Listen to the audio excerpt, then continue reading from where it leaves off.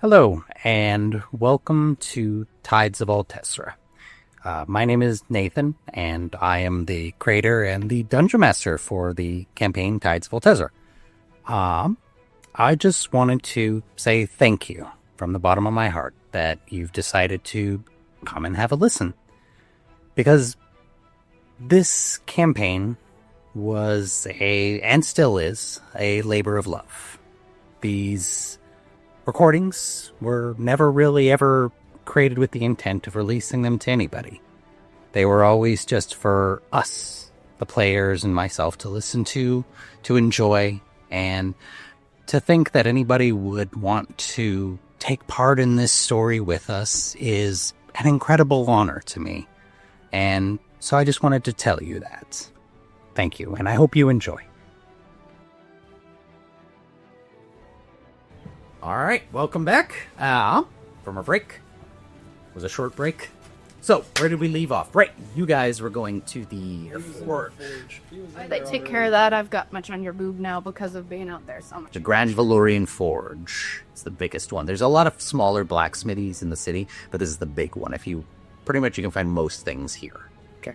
So as you approach, kind of looks up at you, squints. Get a little closer, I can't see you.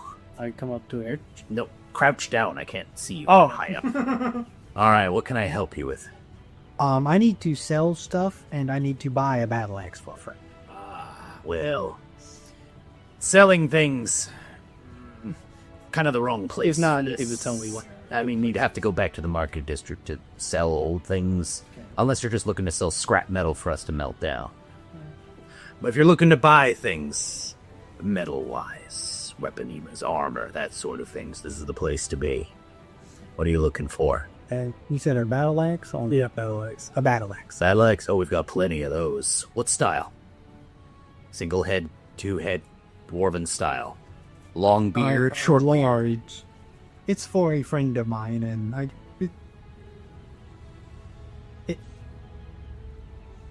he's pretty tall, so he needs a nice, hefty battle axe. Single head, double head.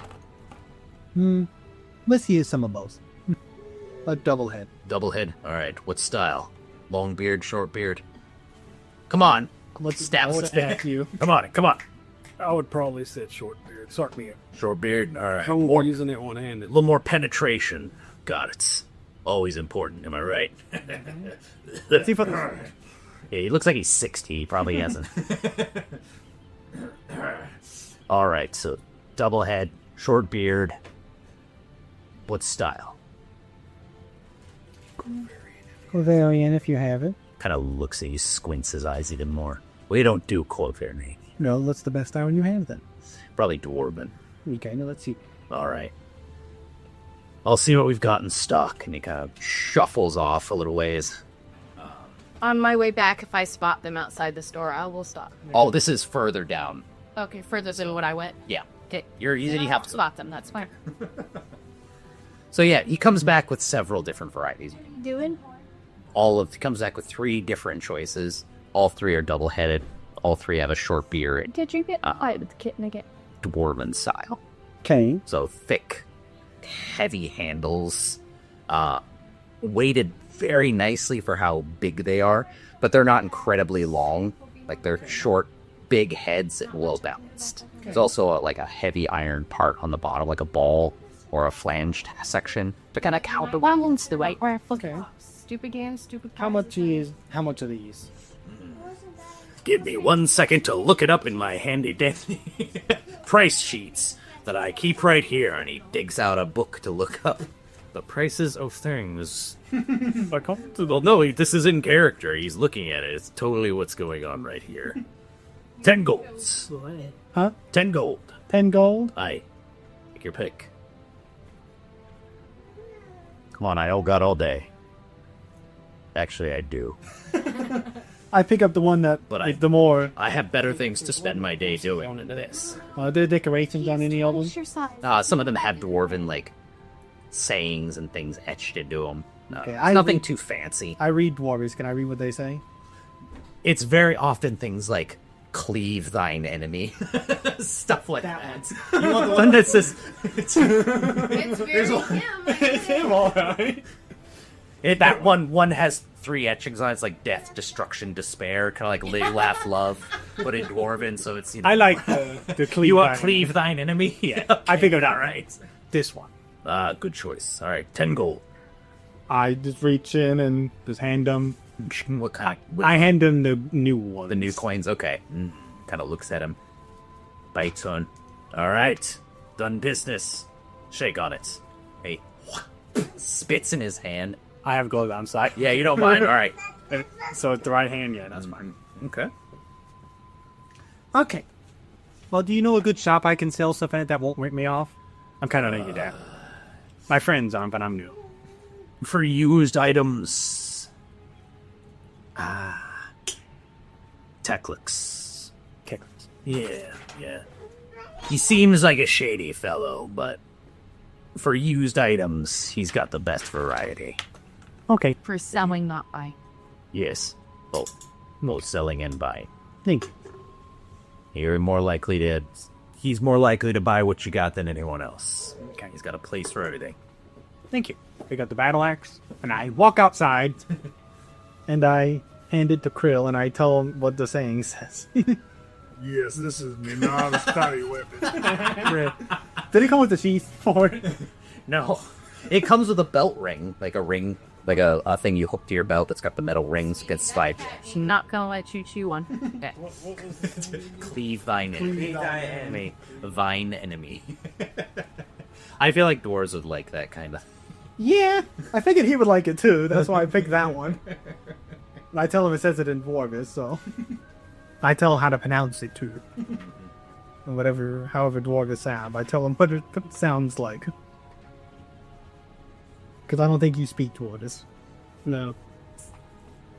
I speak Dwarvish as well, apparently. You speak it? Yeah. Me too.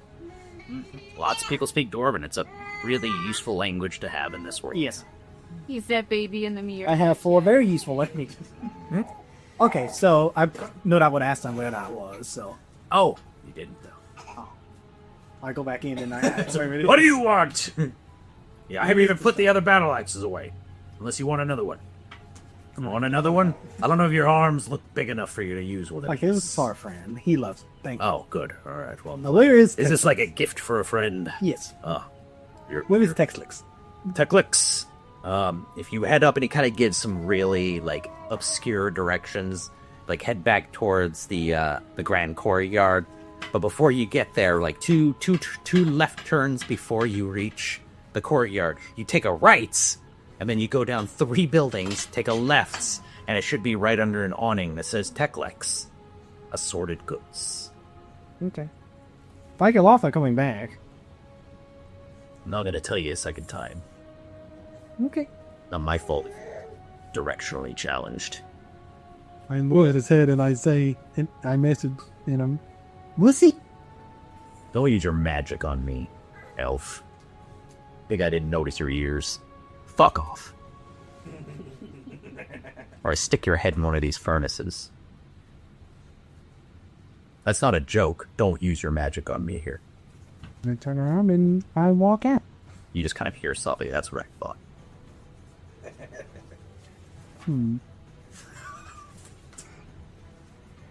Alright.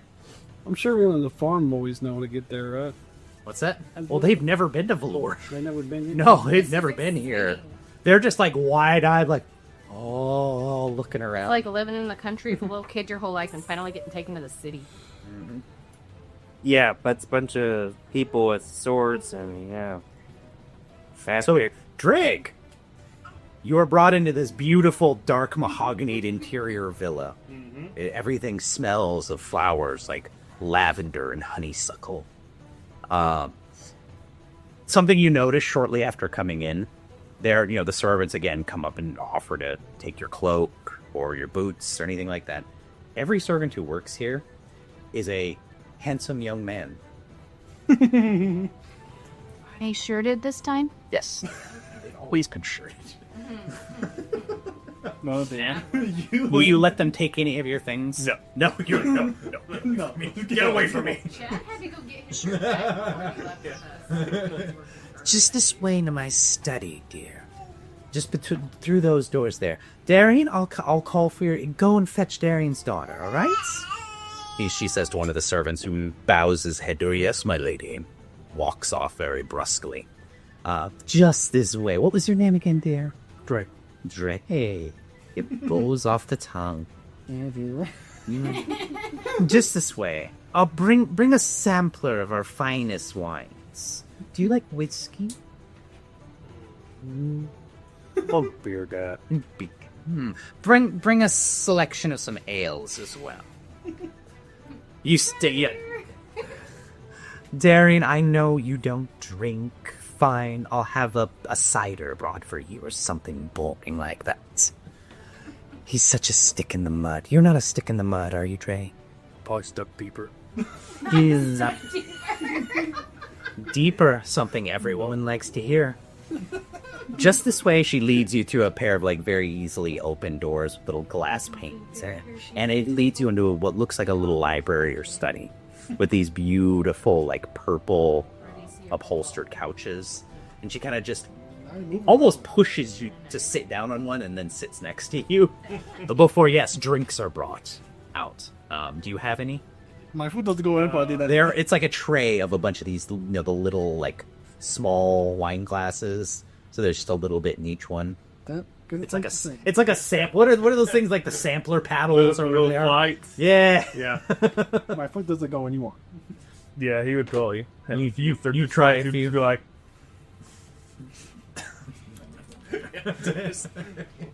they're just like a little mouthful for him. Okay. After a few moments, you hear some fast feet come running, from the other side of the door, and the door flings open, and you hear a young woman's voice, "Dad!" And a purple tiefling, with black hair, kind of tied up behind her head, runs over and wraps her arms around Darian. Darian's human, by the way. Yeah, Hey there, dear. How are you doing? Is Lady Osanna keeping you well? Ugh, Dad. She kind of looks over and realizes that she's right. Lady Osanna is right there. She's leaning over your lap to glare at her. She's doing... Say it, child. She's taking such good care of me, Dad. Such good care of me. She's teaching me the violin. I'm learning how to dance. I'm having such a great time. I've learned some history and some other stuff. And you finally, Lady Osanna just goes, "That's fine, dear. You can sit down." She goes, "Oh, thank God." She sits down. Dreg, this is my daughter, Tim. Well, adopted daughter. I'm sure you could tell. I got it bad. Yeah, well. I'm sure there's some way that could happen, but I promise it wasn't for me. Ew, Dad, don't say that. She looks like she's in her late teens, early 20s.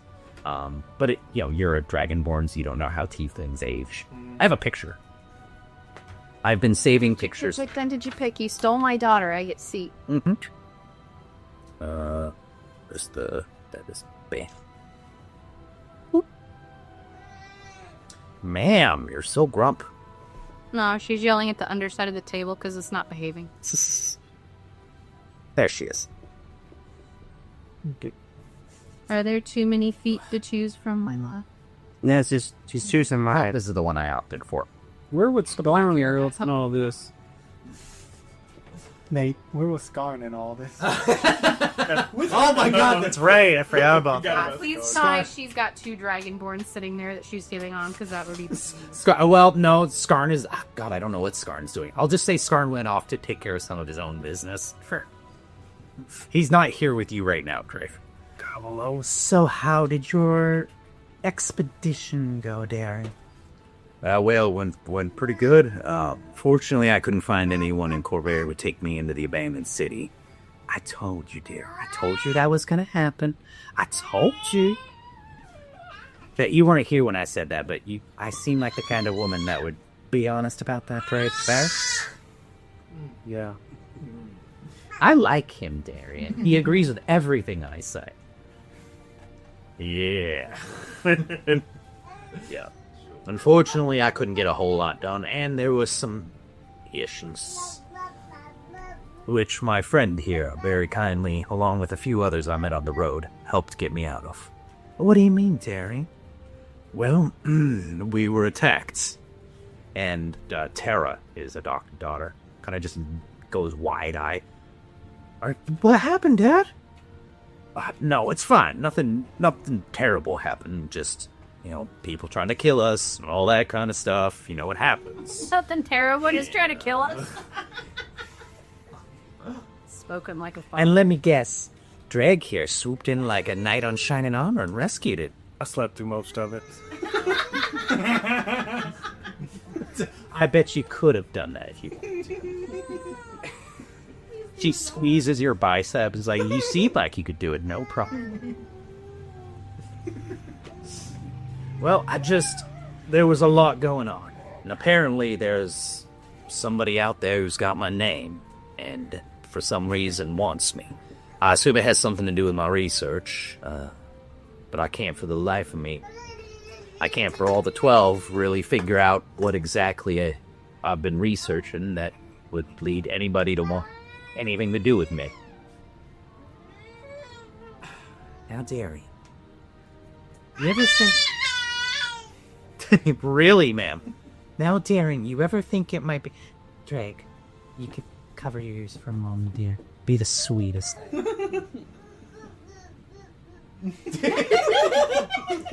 Aw, she's honey. Do you actually cover your ears? No.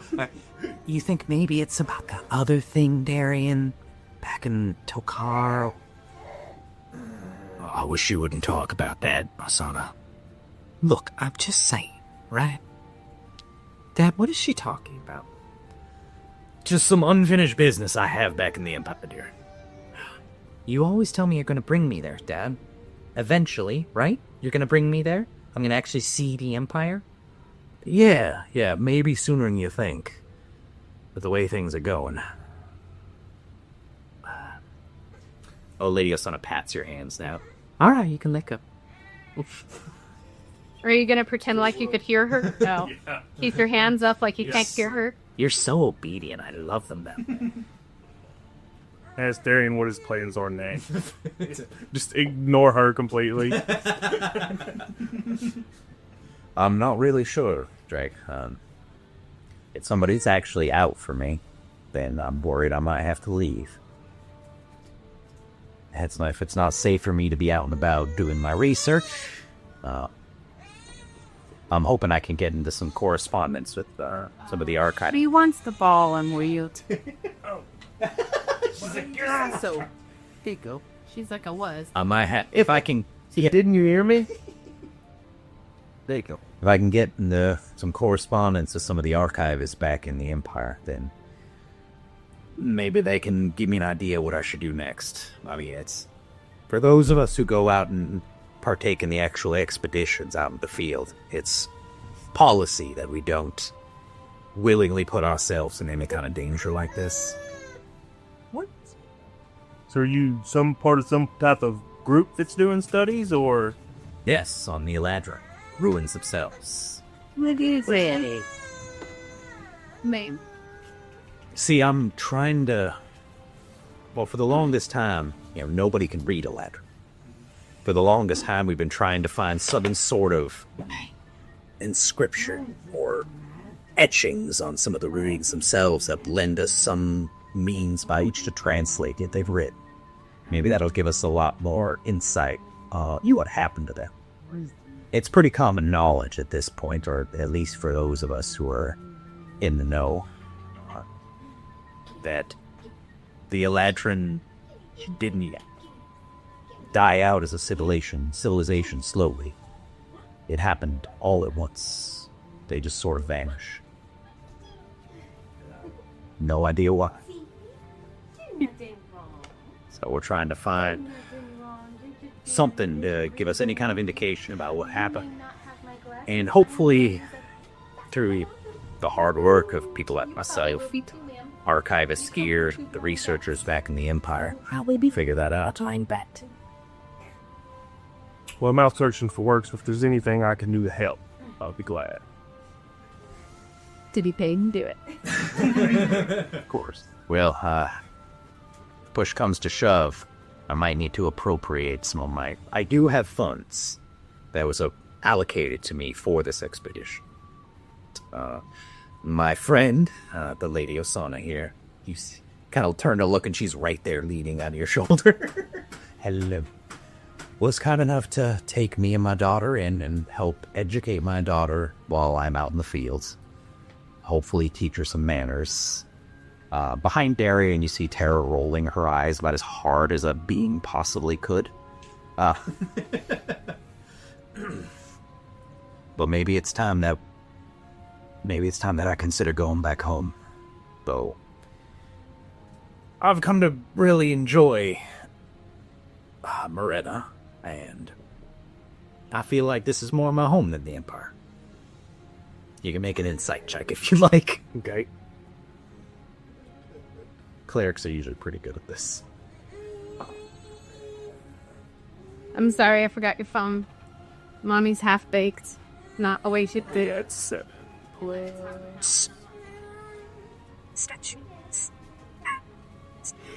Hello.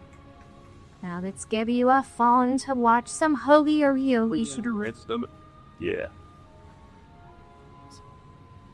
It's 13. 13. Okay. Yeah, he just seems like he really likes Morena. He doesn't want to have to go back. You're not in body training yet. Which, having lived in the Empire, they're very strict on their rules. The rules of the Empire are pretty cut and dry. You have responsibilities to the Emperor and to the country, and you do not renege on them. There's not a lot of open interpretation to those things. So maybe you understand that. As a blue dragonborn, I don't know what the mentality of blue dragons is. Blue dragons are lawful evil, and I don't know. So maybe you don't understand that. Maybe you're like, you're supposed to follow the rules. What the hell are you talking about? I know they're the exact opposite of silver dragons, but I don't know anything else about it. No, that'd probably be part of why he left. He didn't really much care for rules. Yeah, I mean, nothing says that you have to follow the temperaments of the dragon that you're the caller of. That is entirely up to you. That will just depend on how well you allow us. Others in your kind. Yep. It just means you're an outlier. That's all. Ooh, excuse me. Yep, blue are normally evil, and blue, I think, are normally lawful. You have a tendency to be a little greedy and a little vain. So to be honest, you probably kind of like the fact that Lady Osanna is complimenting you so much. She isn't wrong. You're like, yes, I am really strong. Yeah, I could have killed everybody. But yes, you also do want to get paid if you do anything from this point. If pushed on, would you be willing to go back to the Empire, Drake? That's where the money goes. All right, well, I might have to consider that. I've got responsibilities I have to take care of. I would just really rather not, but if there are people out to try and get me, it's probably not safe here. And I'm worried I might know why. But that's personal stuff. Anyways, let's just stop worrying about the really serious stuff and just enjoy a few drinks, huh? Maybe I'll have a beer as well. It's been a long time since I've drank. And he takes one of the tiny glasses, which are extra tiny in your big hands, your big claws. But for him, they're not quite so small. So you, over the time that you're here, Lady Osanna is exactly the way you think she is.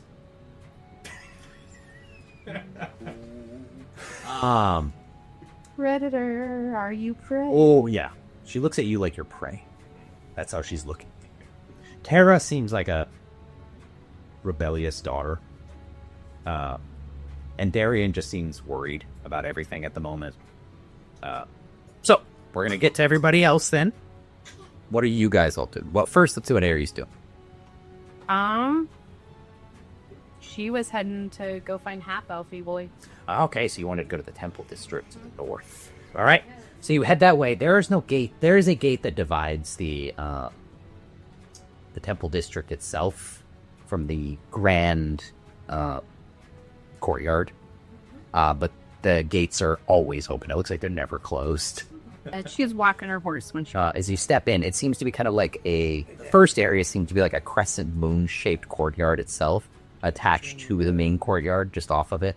And there are 2, 3, 4. Says I'm here. I want to teach him the ways of it. There are Yeah. 6 or 7 temples of Tremors. Definitely 6. I think Well, the outer three are evil, so. the outer 3 are all evil in this one. Yeah. That's what I thought. Osanna is one of the outer 3, so she's not evil, but she would not have a temple in a side.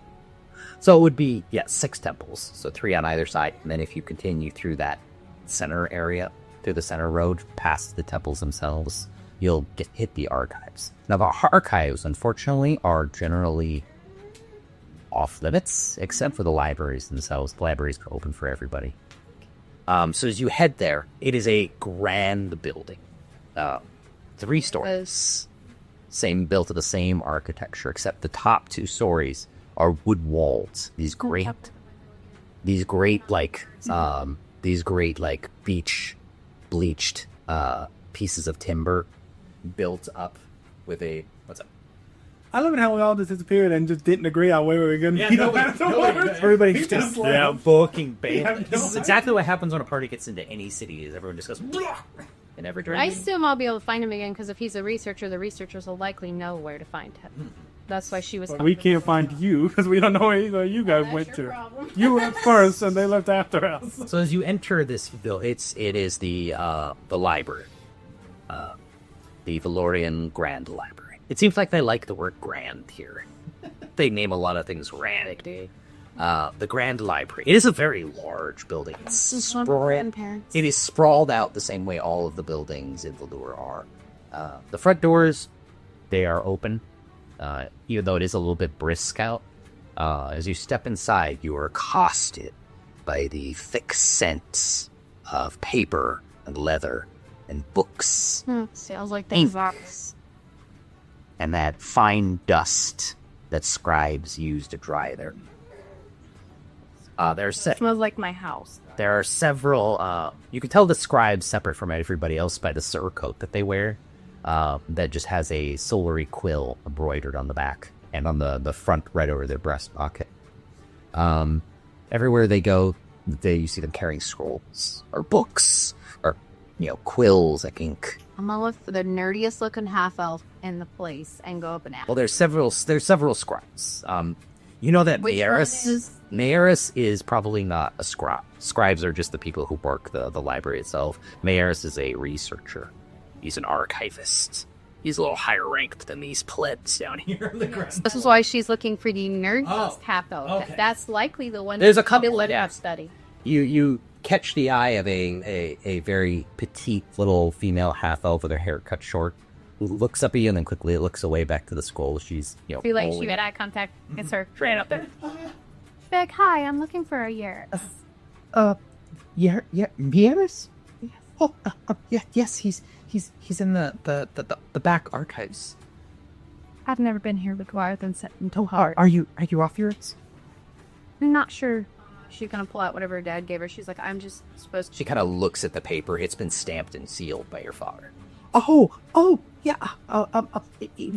Yes, of course. You're authorized. I can take you there right now as soon as I put these down. And she just she ends up dropping most of the scrolls she was holding. Because, oh, sorry, excuse me. She starts picking them up. I don't fight. She picks them all up and sets them on the nearest table. Okay, just follow me, please.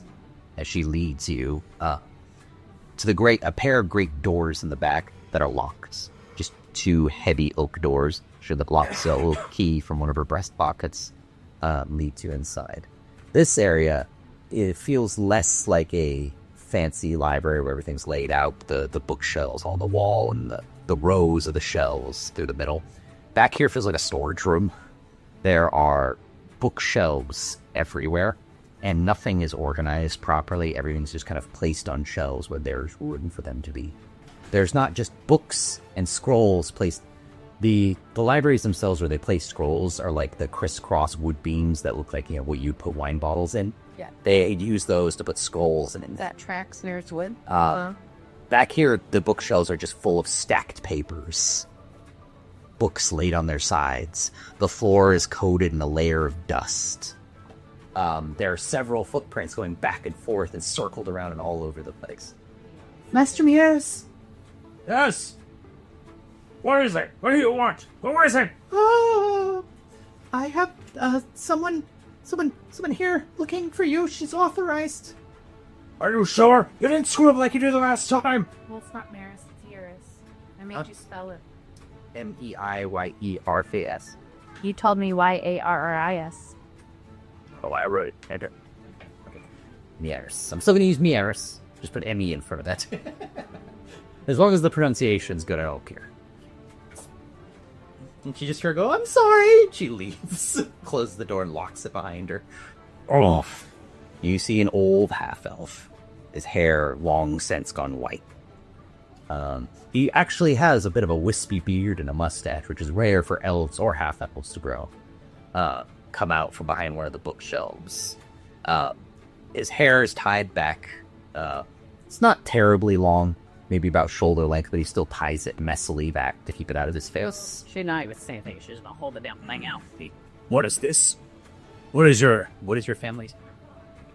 That was an excellent question. The Whisper, Elismir. Yeah, they decided last night. E-L-I... Elismir. I-R. Elismer. Whoa, who is this from? Kind of squints and leans his face in really close before he pulls out a little pair of spectacles, puts them on.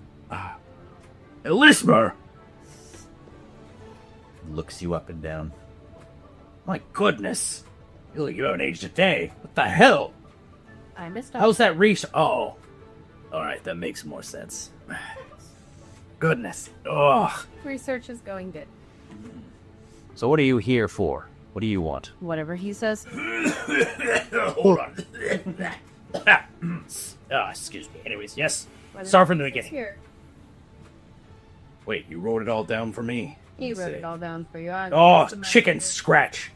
Your father couldn't write to save his left arm. She'll look at it. Tell me, does your father still have his left arm? I was pretty convinced he was going to stick it in a tomb someday and some creature of the deep was going to bite it off. Nah. Pity. Oh, I see what he wants. All right. Rolls out and tucks it into his cloak about as quick as you could possibly imagine. Tucks it away. All right. Come with me. Yeah, he heads into one of the back rooms. None of the doors here are locked. In fact, some of them don't seem closed at all. Like they're just propped open with a stack of books on the floor. He leads you into one of them. The dust is even thicker back here. Wait right there. Goes in. You hear some thunk. Oh, my asshole. Oh, Tress.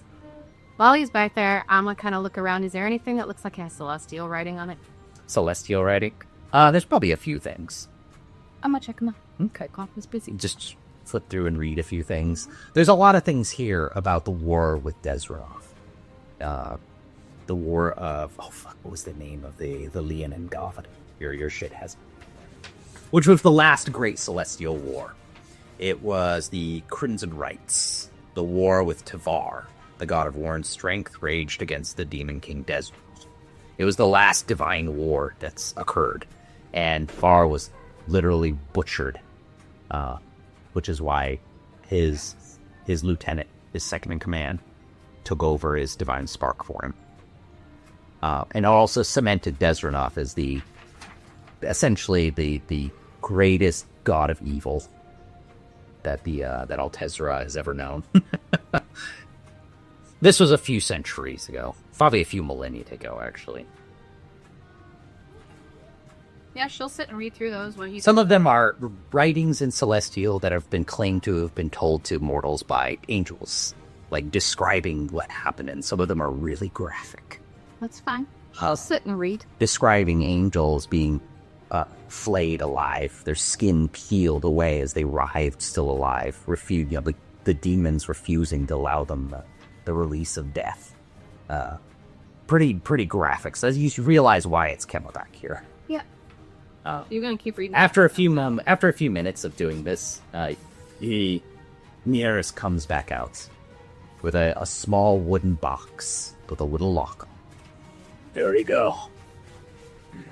It's a bit heavy. It feels like there's something heavy inside. It's about Tuck it away. It's about the size of like a hardcover book. But it feels like it's heavy. There's something heavy inside it there, and it's locked. And he hands you the key. That's for your father, and not for you, dear. If it was my business, I'd already know what was in it. All right. You got that from your mother, didn't you? Keep your nose out of shit that it doesn't need to be in. In that case, and she'll shut what she was reading. What'd you think? Do you think they're accurate? Graphic, but likely accurate, given that... You don't think it's just some demented lunatic mind writing the mad ravings inside their head? There's a lot of debate that go, and he starts to go into this big long spiel. I do have a question. Aye. I came in a film researcher. We were attacked. Got separated. Not sure we're in the city to find him. Need to check in on him. Okay. Darian? Darren. You know his last name. I might be able to help you if you know his last name. I've got a lot of researchers. Karenas? Correct. He's that Empire lackey, isn't he? No offense. None taken. I know the reputation. Your father's all right. I'll give him that. Mostly under the influence of your mother. No, he's the fresh relative. He's the newest researcher the Empire sent over. I sent him on his way. Gave him the impossible task of trying to get into the Forbidden City. Oh, he's already failed that. Of course you did. Why do you think I sent him there? I hope it'll get him sent back to the Empire with his tail tucked between his legs. Hunting research. I'm sorry, what? Seems like there's someone out hunting researchers, just as a warning. Yeah. Seems Eladrin specific. Well, that's not good. No. So you're looking for him? I know that one of the nobles, name. Osanna, Osanna, something like that. He's shacked up with her. Noble district. Aye. You point me in that direction? East. Towards the palace. It's pretty self-explanatory. There's signs everywhere. First time here. I'd rather take directions from someone who knows what they're talking about. Golden tongue. Anyway. For your time, I won't take any more of your time. Of course. She'll excuse herself. All right. Now, you three boys. What are you doing next? Well, we're going to the shop to fill the rest. Make an intelligence check for me. Let's see if you can remember these instructions well enough to not get lost on the way there. It's not very high. I just want to see if you crit fail it. You did have to stock up from rolling off the table. What, does I roll again? Yeah, you can roll. That's fine. 20. 20? No, you're a keen elven intellect. You're like, I probably could have figured this out without him telling me. Yeah, you lead the rest of the boys I off come out of the on this. building. I look like I'm a little man. This cat, this. Crew will notice this and ask you, She's what's wrong with Massive Tits? very affectionate. It's Mazarek. Oh, Mazaron. Damn owner is racist. He's half dwarf. He doesn't like elves whispering in his ears. Well, what do you expect from humans? Dirty, rotten. Have what to? For humans. Dwarves and orcs also don't kill. So it's like a double whammy of Even close. You want me to go killing? There was like 10 other people in there. No, there was probably like 30. There was like 30 other people. We did have 2 other nice axes, though. Oh, okay. I give you the money if you want to go buy them, see how he likes you. No, I'm good. Okay, anyway, the place we sell is over here. So you follow the directions impeccably. They've 2 left turns before you enter back into the courtyard. You take a right. You go down 2 buildings, take another left, and underneath an awning with a little sign that says Teklex, assorted goods. It looks like a hole in the wall kind of building, nestled in between 2 other kind of warehouse-looking buildings.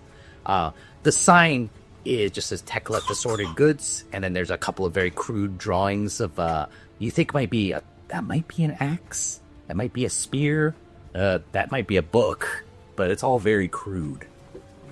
You guys want to wait here, or you want to come inside too? We'll probably send Zaire with you to carry stuff in. To be fair, he said this guy was a little bit on the shady side, so I think this guy only cares about money. Or I'll still wait outside. Yeah, as long as you do. Okay, I'll go inside. The door, a little bell rings as you step through the threshold. This place looks like a hoarder's house. Great. And you hear some kind of scrambling sound. Who's there? I don't say anything. So my voice is telling me again. Can I see him? No, it couldn't have been that. Someone's in my place. What do you want? Where are you? Say so. Oh, 1 second.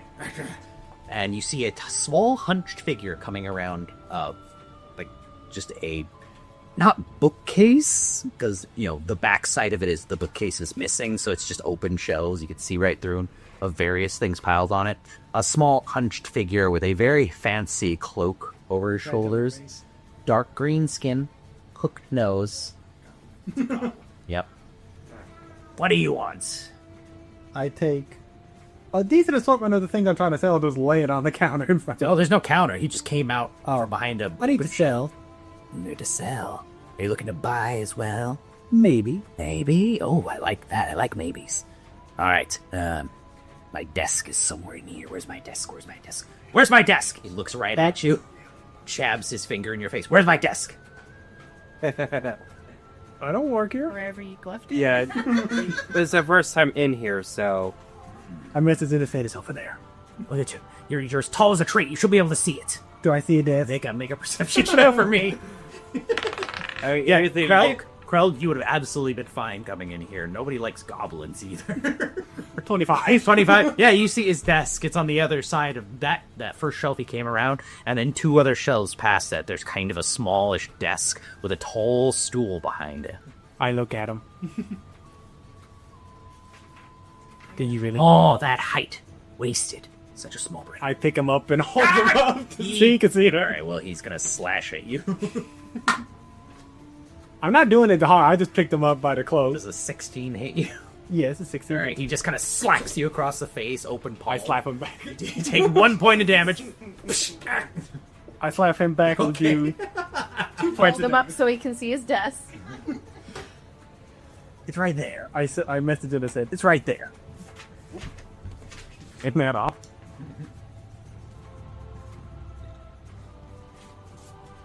So you 2 of you just slap at each other for a moment. So Zahir, yeah, that you see the 2 of them just...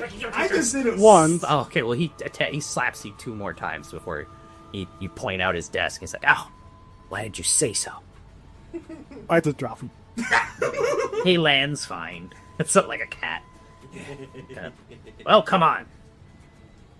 I step over there. And he gets up behind his desk. All right, let's see the goods.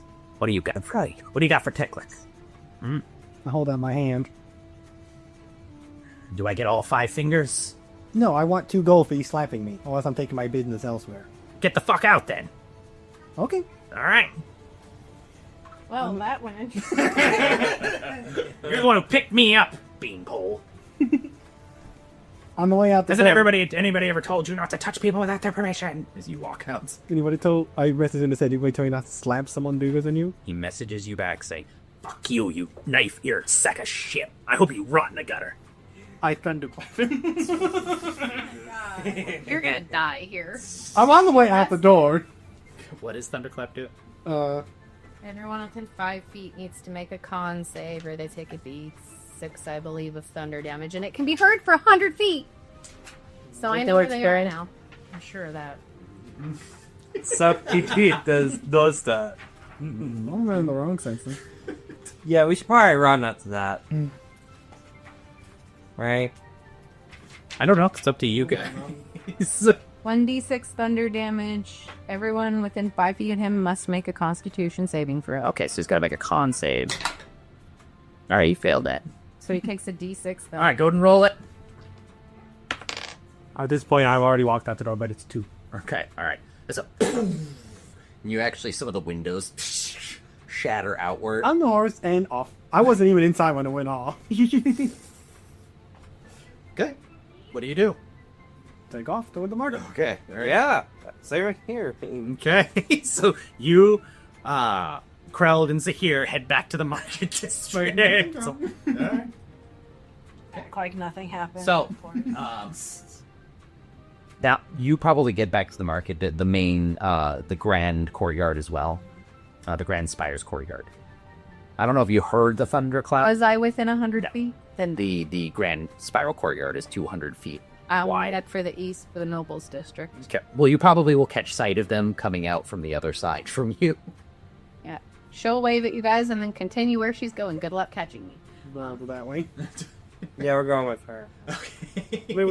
We know that one. Follow her. We do have horses. This isn't going to look suspicious at all. This group of men trailing a pretty girl through the street, that doesn't look suspicious at all. The elf ninja, creepy, tall, skinny elf ninja looking like Slender Man. Big, angry gray orc. And Desert Man. Yeah. 2 farm boys. And then 2 And dumb I'm farm assuming boys. Scorn at this point, too. Oh, yeah. Well, all trailing after but not close enough to make it look like they're with me. Threat level midnight. Why aren't we keeping up with her? I look at the farm, one of the farm boys. Just think about it. Huh? Why? Clip? I'm confused. Pretty girl running through a street with 6 men. She's not running, she's just walking. Yeah, and 6 men trying to come up behind her. How did that look? But we know her. No one else does. No one else knows that. I don't understand. That's how you get arrested. Oh. Let's go. Pretty sure breaking that shopkeeper's windows is how you get arrested. So they keep being racist. All right. Okay. I follow her. You guys head towards the noble districts. You are stopped at the gates. She explains she is looking for Lady Osanna. Lady Osanna? Yes. Do you have anything correspondence? City? No, I was told that the other researcher I'm looking for stays with her. I'm sorry, I'm not sure I can help you. I come up there. Do you have a way to contact her? I do not. I have not met her. I am looking for the man who is supposed to be staying with her. He is also a Takarian researcher. I see. I'm not sure what I'm supposed to do here because we can't spare anyone to go run to her villa and verify that you are who you are and to allow you through. Understandable. I message in her head real fast. Who are you looking for? I can't respond unless I can naturally to the spell because I don't have message. Oh, you can message. Yeah, we could respond back. What you can do is cover your mouth and whisper back. That's how message works. It allows the person who received the message to answer back. And She'll say, Lady Osanna, but I need her to weigh in. Don't cause trouble. So, like I am expecting the rest of our party, we are his private security. Right. Do you have a... I mean, I can send a courier, but that might cost you. Okay. All right. There's some couriers right over there. They're here for that reason, actually. So yeah, if you go to the other side of the gates, there's a little, almost like a kiosk, I guess you could say, made out of stone. She will turn her head back. She goes, there's going to be a really weird-looking group of dudes coming up. They're looking for me because they're his private security. I'm the other researcher. Who are you talking to? The other guard before I walk away. I'm like, there's going to be a weird-looking group of dudes. Toe leans over and looks at the lot of you. She gets around, she'll be like, oh, yeah, them. I see. You vouch for them? Yes. All right, if the courier gets message back from the lady, we will allow you to pass. So yeah, you go to the little kiosk, costs a silver piece to send a courier to run to the noble's house and doesn't only deliver the message. Or kind of not copper. Yeah. Okay, yeah. And there were silver pieces. So young man, very, very, strong of leg, takes your message and runs. She'll flirt and they like to fast and better them. All right. When you're back sooner, you can talk to me more. So Drake, I don't know how well you're responding to the lady. If Do you take more drinks? Because they keep getting replaced. No. Okay. At some point you just stop. And Lady Osanna kind of gets the message after a little while and kind of lets you be with a kind of pouty look on her face. It's like, oh, you're one of those kind of Pokemon fine. Chaste. Or Jesus, just made me wear a eunuch. Or you're chaste. You know, you got a holy symbol on you, so maybe you chose to know that kind We'll go with that. We'll go with that. So yeah, You what? the courier knocks at the door and delivers the message to Lady Osanna, and she scribbles out very briskly on a slip of paper on the back of the paper he just delivered, and sends it on his way. And when he arrives, this only takes a few minutes, maybe 10 minutes tops. He arrives back and the gate is open. The guard kind of just points down the ways. Walk past two of the buildings, or two of the gates, you'll see the Lady Osanna's villa. Thanks. Of course, my lady. Come on, boys. I cannot think I'll say the word. The guard just looks at the lot of you very suspiciously as you walk by. Like, what? No, Fargus, there's... Yeah, what has happened to private security since... Well, I'm not saying anything. Yeah. The two very suspicious looking ones are saying the You word. all look suspicious. The only people who don't look suspicious is fucking the farm boys. They just look like farm boys. Like, why was somebody on farm boys into this place? Like, they're wearing leather boots, ratty trousers. Any of them state say shirts. anything to indicate? Oh, we got them armored, didn't we? I got hide on the Anyone floor. say anything to her about what just happened in that shop? I don't think so, no. The farm boys wouldn't say anything to her? No. Okay. They weren't inside. They only saw me come out and a loud explosion happened behind me. The farm boys are not going to say anything without telling you. They're not 100% sure what happened, but they... At least the human Webrel thinks you might have done it. That's why he was the one who was like, I'm pretty sure... But he also doesn't want to cross him. Because he watched him shoot a hole through a hobgoblin's head. So... I don't remember if you killed the hobgoblin. I did. Okay, yeah. So he doesn't want to cross you. So, yeah. I killed him with a sword through the face. So you arrive at Lady Osanna's villa, and you are allowed in. The handsome young men who are all of her servants offer to take your cloaks or your boots. No. Oh, yeah. You were offered, like, nice, not bathrobes, but almost bathrobes, or slippers if you wish to wear them while you're here. Oh, yeah. No. I'll keep my clothes. I am a spoiled little thing. I will accept spoiling. I didn't take nothing. I didn't offer them anything back. No. Well, Creog is used to the harder environments, so he'll just Yeah, grab the stuff. yeah, I'll just keep my subs. All right, everyone keeps their things. Perfect. All right. No, I didn't. They bring. Oh yeah, you wear the little fuzzy, like silky bathrobe, and you put on the little soft slippers. Your Armrest is in your hand. Really? Yes. Yeah, we'll follow them through. And the the one who seems to kind of be in charge, slicked blonde hair, very broad shouldered, and it looks like he's purposely it looks like he was purposely given a shirt that was 2 sizes too small for him. So he's like it's straining on him. It looks like he used to lift rocks for a living or something. Oh dear. With the top 3 buttons undone, so he takes you to the study. You can hear all... I don't know if you can hear the tromping of heavily armored boots. He would probably wait until they come in the room, and he's just like, "Oh, my friends, sing to me." Oh, thank God. Huh? I will take care of it. Gotcha, thank you. Oh, my friends, thank you. You get up. There is a beautiful, Dark-skinned, tan-skinned, dark-haired elven We're going back. incredibly, This one's an hungry. incredibly clingy purple dress. Do you say that? You say it quietly. No, but yeah, like quietly, like to the group. comes up. There's also Derry in there, sitting on another sofa. There's 3 of them around a little fireplace. She's like, hi, found you. Darian is sitting on the one side with a young Tifa. The middle one was where Dreg, yeah. I keep wanting to say Craig. You're not Craig. One of the handsome servant men might be named Craig. The kind who'd be named Craig.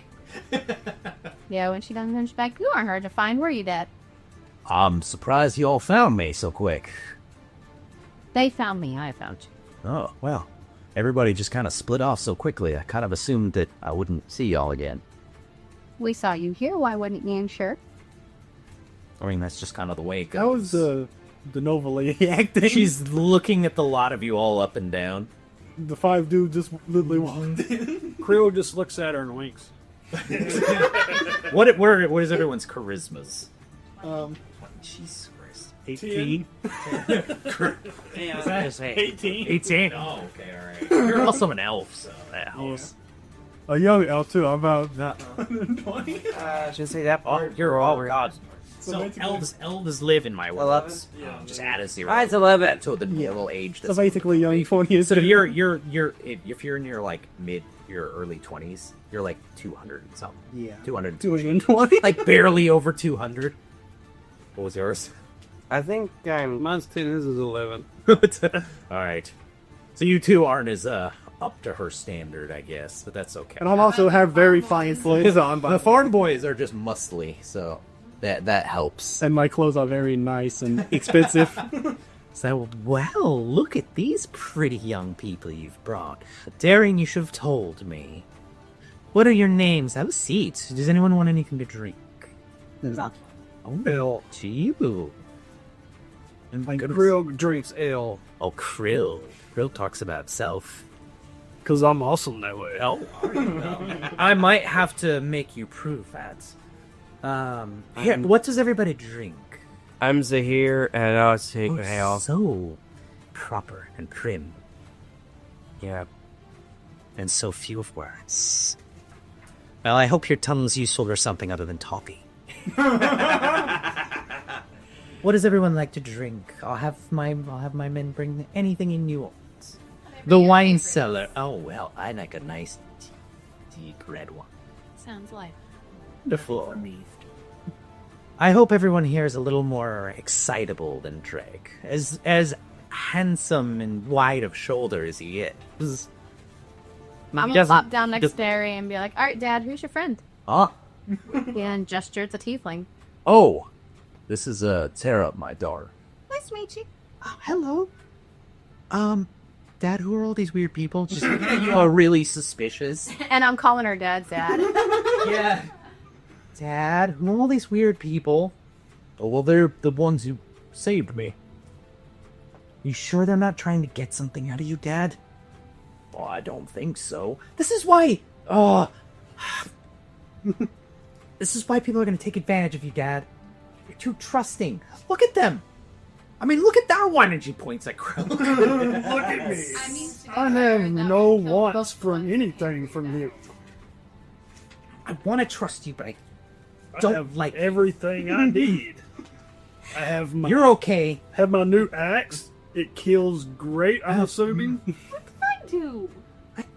I just don't. All these weird people coming into the lady's home. Because Lady Osanna's glaring at her now for being rude. In the lady's home, looking suspicious. Some of them just want money, clearly. And I don't like it. I don't want my. I'm just traveling around. Fair enough. She was blank except such. Fair enough. Now, Tara, that's all right. Don't mind her, everybody. As she kind of leans back on the sofa and starts pouting. Look, I mean, I'm not sure why you all came here. You're obviously having issues. Half of them are looking for work. You and I, sounds like, are likely going to the same place next. And if they're archaeological researchers, I need to worry as well.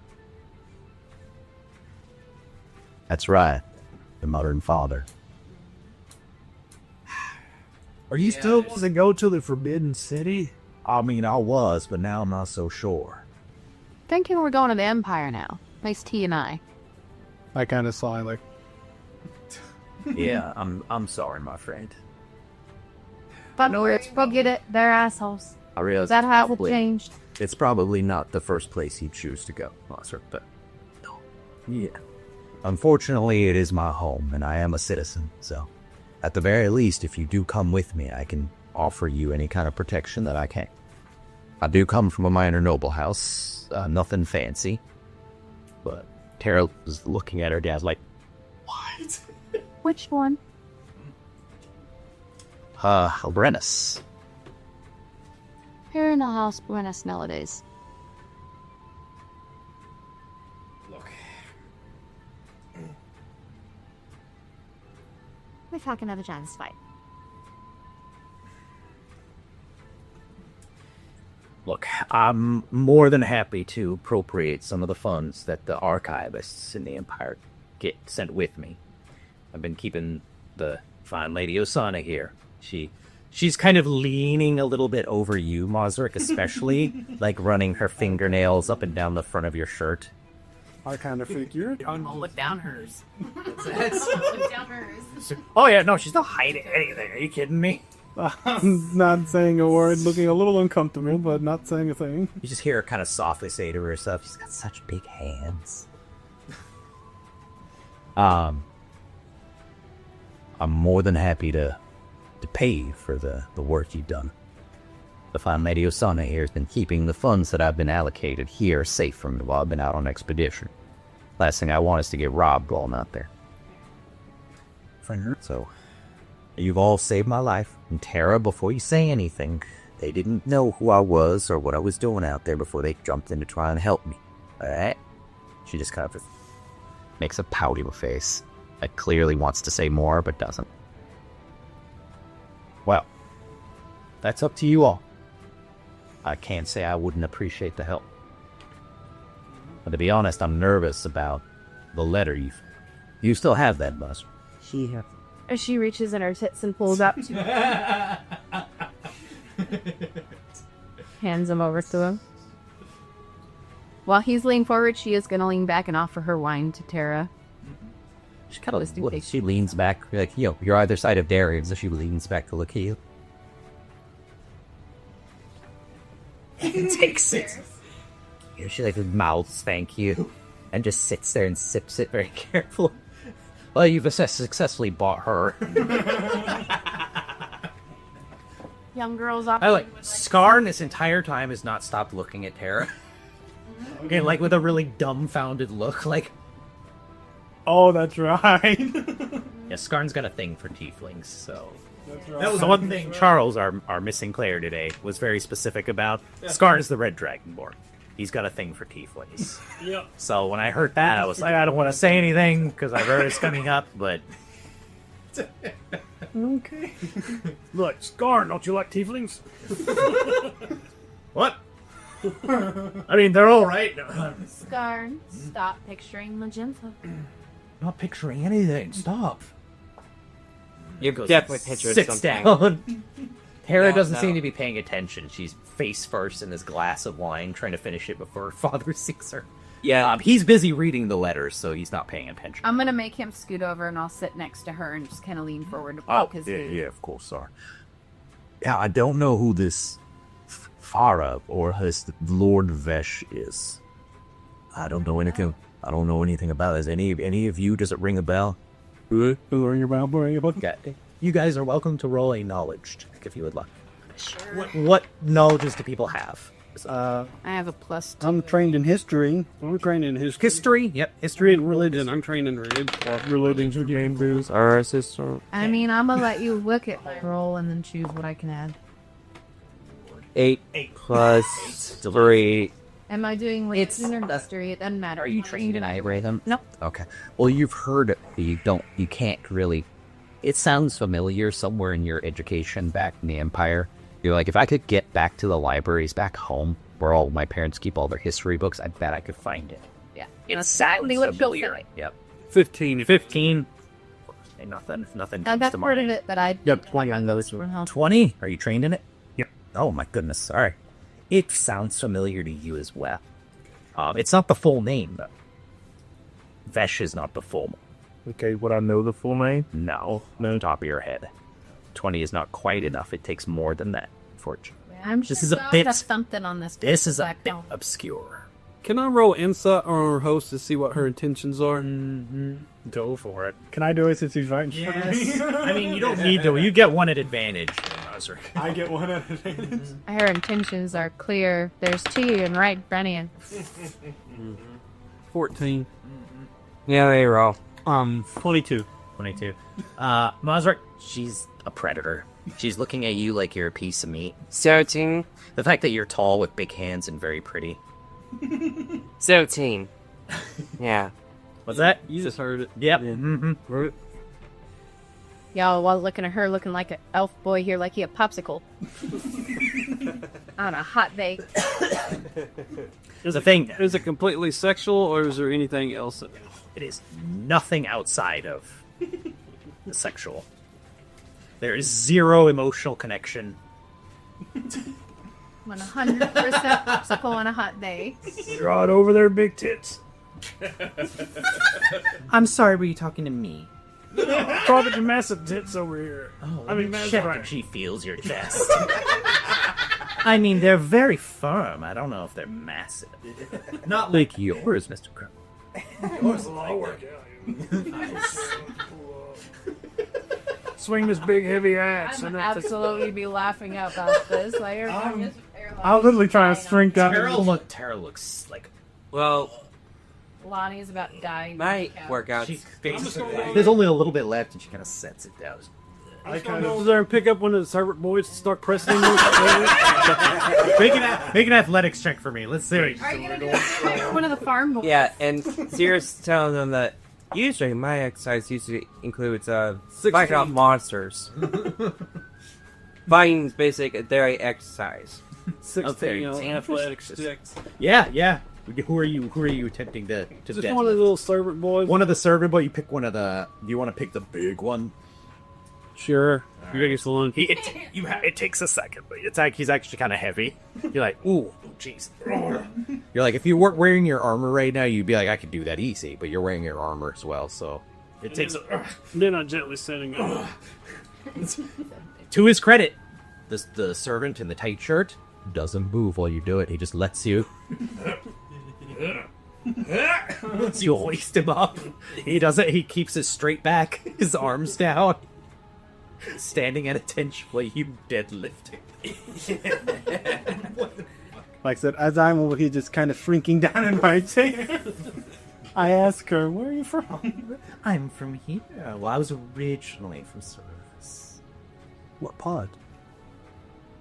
Is there a specific part of Cerberus? Well, Or is it all just one very rules-driven city? that's where I'm from. Yeah, I gather that. You're still wearing the attire of one fresh-faced little Cerulean boy fresh out of home. Tell me, you want me to dirty that fresh-faced stuff? Nothing. No, that's a... She's just giggling. Oh, well, you're lost, dear. She goes and sits back down in the center sofa again. Well, what do you want to do, Derry? If you'd like, I can have arrangements made. There are ships that can take you back to Dakar. You can book through passage. It'll get you there quicker. I'm not sure. Whichever is the better route, I suppose. That being said, Which is the safer route?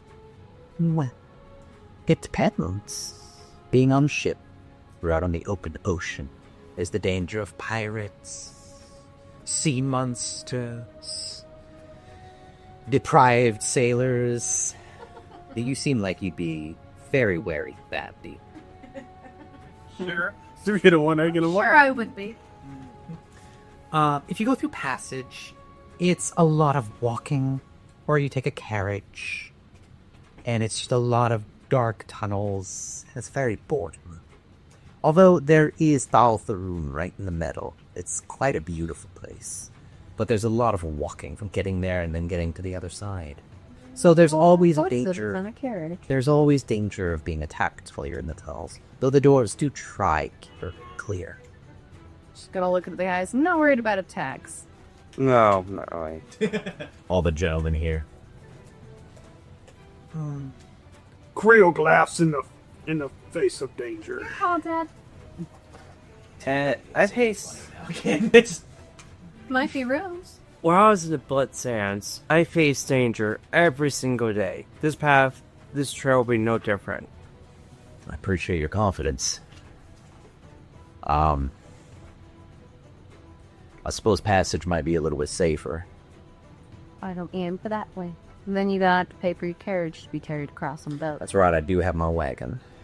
I mean, it's not the most well outfitted, especially for the number of people we have. We've all got horses. What? we'll have to get prepared. Of course. I can offer you all some money now.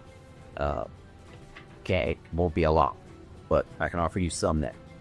Just give what mine to Mazarak over here. Is he the one in charge of finances? His finances. All right. Well, my lady, will you have one of your fine gentlemen take me to your vault so I can procure all of my expedition funds? Of course, dear. Boys. Three young men come into the room. Escort Mr. Darian to the vault so that he can get his money. She's gonna farm boys like you coming with us, or you gonna find work here in the city? They both look at you, Krelk. They're coming with us. They look at each other. The Empire?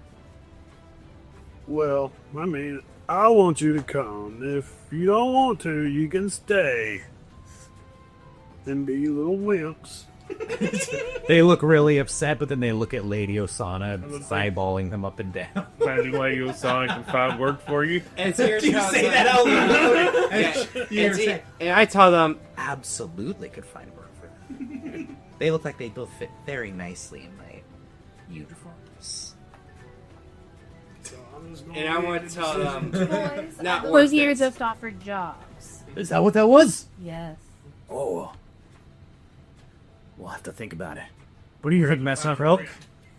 It's your lives, live them how you want. Even if you're pussies about it. Yes. Even if you take the pussy route.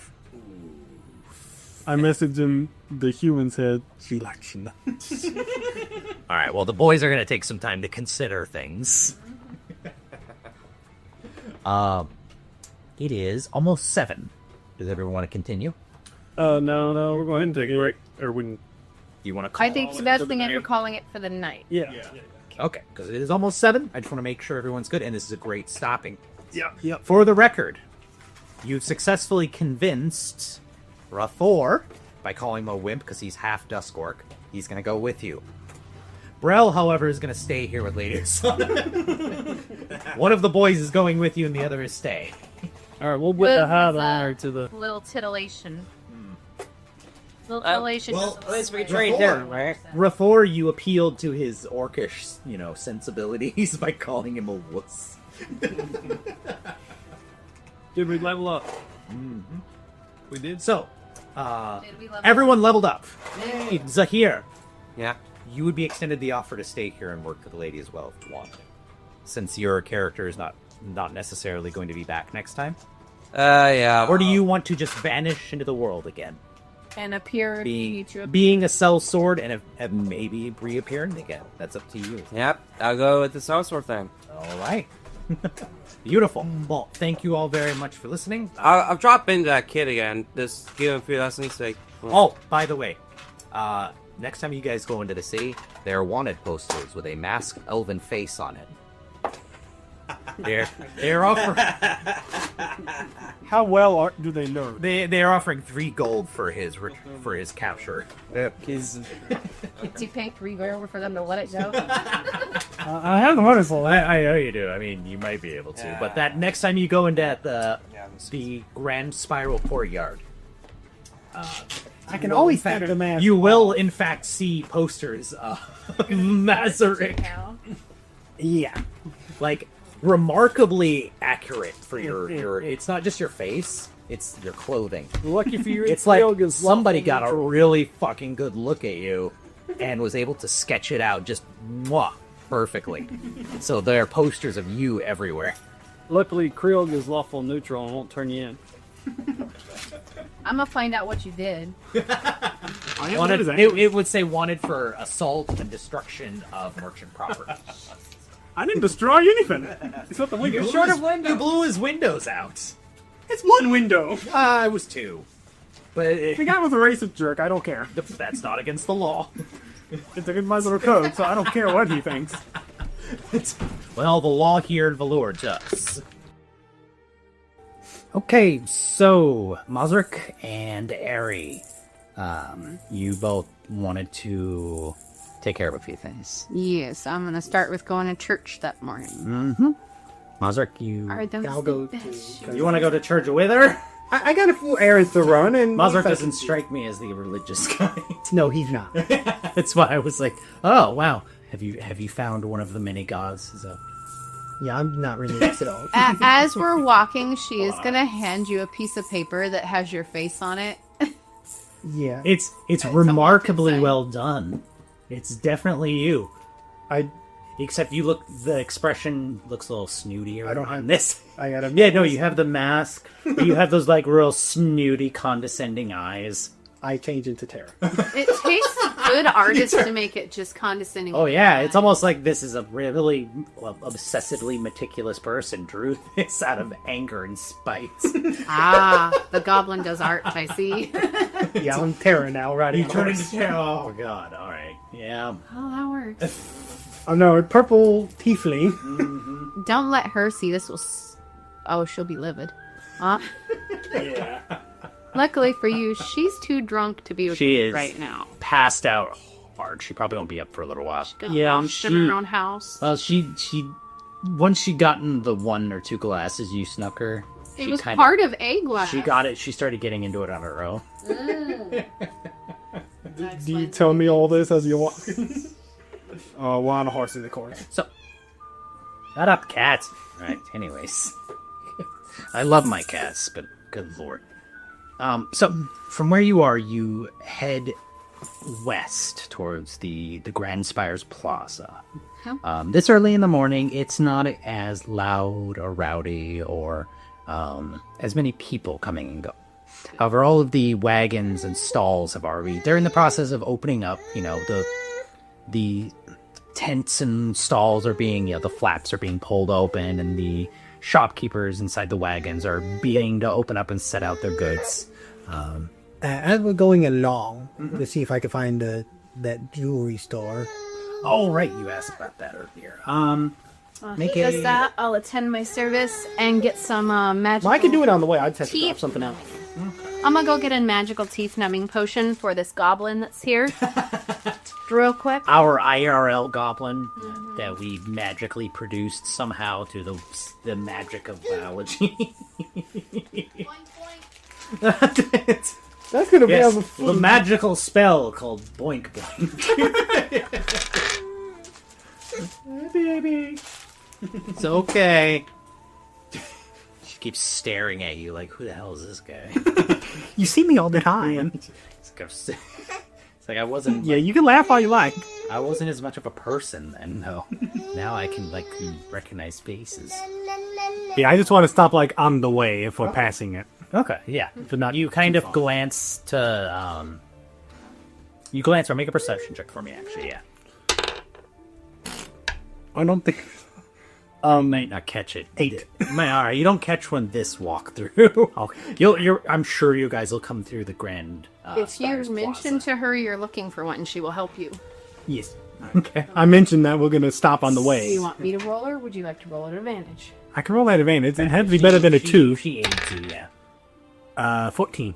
Yeah, you do spot one. Okay, is it open? Because you did say it was. This early in the morning, it is just opening. You come in with your mom. I get off the horse and go in. Yeah, It was called the Silver Star, and it just has an elegant, beautiful, made out of several crisscrossing pieces of silvery wire. This large, 6-pointed star. Okay. liking it all. Okay, so I go in. It's an elegant place. There are several, glass cases with beautiful pieces of jewelry. It's all very fine. So elven looking. It looks elven inspired. But there's a lot of aspects of them that look like they're influenced by Marina itself. Okay. Like the use of amethysts, or not amethysts, sorry. What are some pretty blue stones? There's turquoise, there's sapphire, There you go. blue diamonds. Those things. I'm not a rock guy, okay? So I don't know. I know more red than blue. Blue's a little more There's expensive. there's a lot of pretty blues. Aquamarine is also good blue. So, but they all seem very elven as far. You definitely recognize the influences. And as you step through the door, a little bell rings. And you hear a voice call out from the back. 1 moment, please. Before he comes out, I change back into me. Okay. So it's me, not Tara. A half-elven man comes out. He looks maybe middle-aged, probably in his 200s, maybe 300s, which is... Elves live to be somewhere between 300 to 500 on it. The half elves. Half elves, yes. Okay. Okay. I go. Good morning. Blonde hair, slicked back, very fine, like vest and uniform. He wears several pieces of his own jewelry. It looks like. Take the good stuff. Oh yeah, he's got several pieces of jewelry encircling his ears. A tasteful number of rings. He's not Johnny Depp. He has a tasteful number of rings and a fine silvery bracelet that kind of weaves up his arm. Okay. And it comes. Can I help you? Oh yeah, I have 2 questions. I pull out the bejeweled dagger. Oh. And can you tell me anything about this piece? How fine dwarven piece. You said you spoke dwarven? Yes. So you were able to read the family crest, Dark Reach, etched in dwarven onto the blade itself. Write that on here because I did it. He pulls it out. Oh, I did actually. This is a very fine. This is an heirloom dwarven make. The family name here, Dark Reach. This is very old, worth quite a large amount of money. Although much of its value comes in its sentimental value. It's a family. Okay. What more information were you looking? Seeing if I can get anything about it because I found it and I'm trying to return it to his rightful owners if I can. Oh, you found it. Yes, actually, that would. I actually know where this is going. I am not going to lie. Judging on your next, what you said after I asked what you meant to do with it, would dictate my actions. Yeah, unfortunately, it's not for sale. Of course, thank you. We have a lot of my best customers are dwarves. We have a lot of dwarves from Valthorn come here. So I am on good terms with many of them, and I understand the importance of items such as this. So I appreciate that you seem to understand its significance. Also, do you do jewelry cleaning? Absolutely, we do, sir. I reach down into a pocket and I pull out my noble ring. Is it in like a little bag or something? Yeah, it's in a nice little case. He takes it, opens it, and looks at it. I'm going to make a... Can I borrow your I'm going to make a roll, because he is half-elven, so he has an elven parent, if you don't know which one. There's only one elven kingdom in the world, so... he looks at it, looks up at you. Forgive me, my lord. I will have this done for you as quick as I can. Thank you. I'll be back to collect that shortly. Okay. I will need to have payment up front, don't worry. Okay. 10 silver pieces. Yep, you just... I put down 2 gold. He bows his head for, it's maybe not incredibly deeply, but he kind of bows it as a sign of respect. Of course, my lord. You come back within the hour. It should be done by then. He places it very nicely in a small little... She's just smiling, rocked to the side. Felt bottom. If you want to make a perception check, you can kind of catch what... And if we talking in Elvis... I speak Elvish. I know. I probably would have been talking in Elvis. Oh, okay, yeah. Because I don't know if she speaks it or not. Absolutely. Y'all can look that. So totally caught that. That puts my perception at 26. It is a ring of nobility.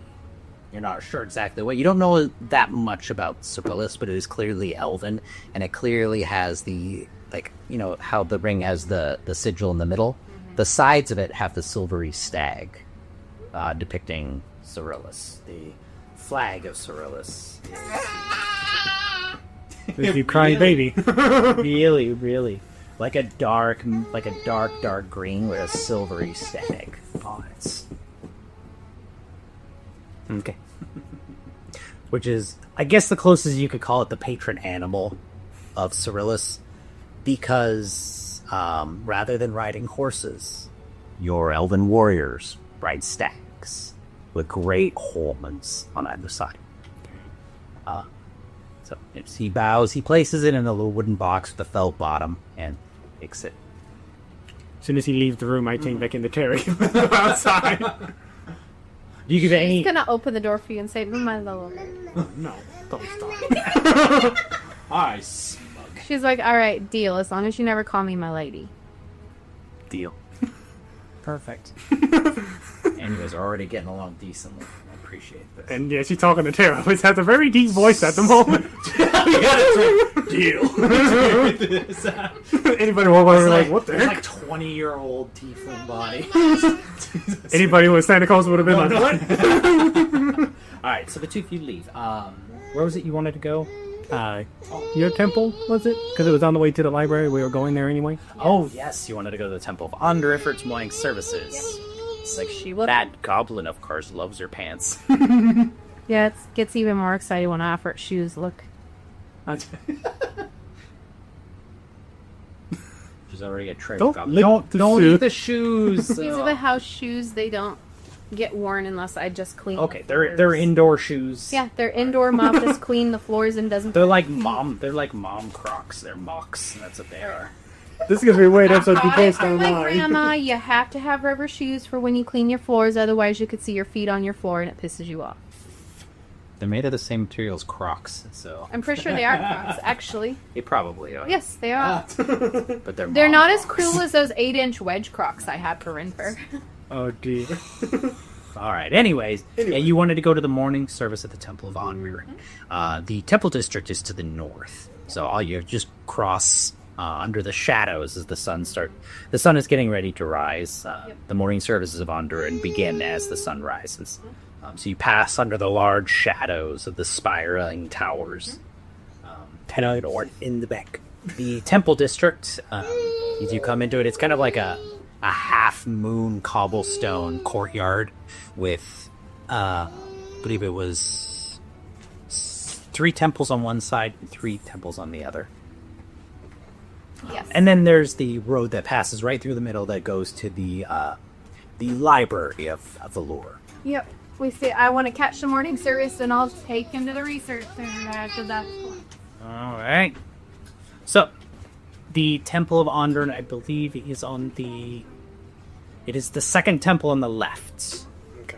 So, the temples to Ondurin look very different. Well, actually, all the temples look different. But the Temple of Ondurin forgoes the usual architectural style of Marina. You know, the stone foundations, the walls covered in a beautiful You white want plus. to call it grand like they call everything else? No, temples of Ondurin are not built to look grand. They forgo the architecture of Marina, you know, the white plaster. Come here, Goblin. Let me blow your tent. Instead, opting for just plain stone. It's made to look like a small town church with a single. Looks like Yeah, it's a small. It's a decent size because this is a big city. So it's a decent sized temple, but it's all made of simple stonework held together with concrete. Wooden roof, a single bell tower. They're over the. It's always meant to be. The front has the 2 doors, and there's a ground stained glass window depicting the golden sun. A rose window, basically. Essentially, yes, directly over the front door. that facing towards the rising sun to me. Well, in this case, the windows all along the right side are where the sun rises. Okay. So, the doors are wide open. There are 2 young acolytes, not full priests yet. These are priests in training. 2 young men standing outside, just welcoming people coming in. A lot of people have come out, mostly human. Ondurin is one of the patron gods of humanity. and they are welcoming you in. A lot of other people are coming in as well. Perfect. Just like at home. Mara just sitting there pretending to look like she's not uninterested, but at the same time not wanting to be there. Absolutely uninterested. Be like, There are yeah. places for you to tie your horses too. I don't remember if you guys took. yeah, we were on the horses. Okay, yeah, there are. We have to hitching stop by the posts. stables. There are hitching posts outside of all the temples, really, for you to hitch your horses to. So, and when you go inside, it's laid out like a very traditional church. There's the long walkway down the center with all of the seating on either side, the pews, Everything in here is beautiful colors of like natural colors, like dark wood, soft whites of the curtains and the robes of the priests themselves. The head priest is an older man, thick beard. All of the priests of Vondrant grow beards to appear like their patron.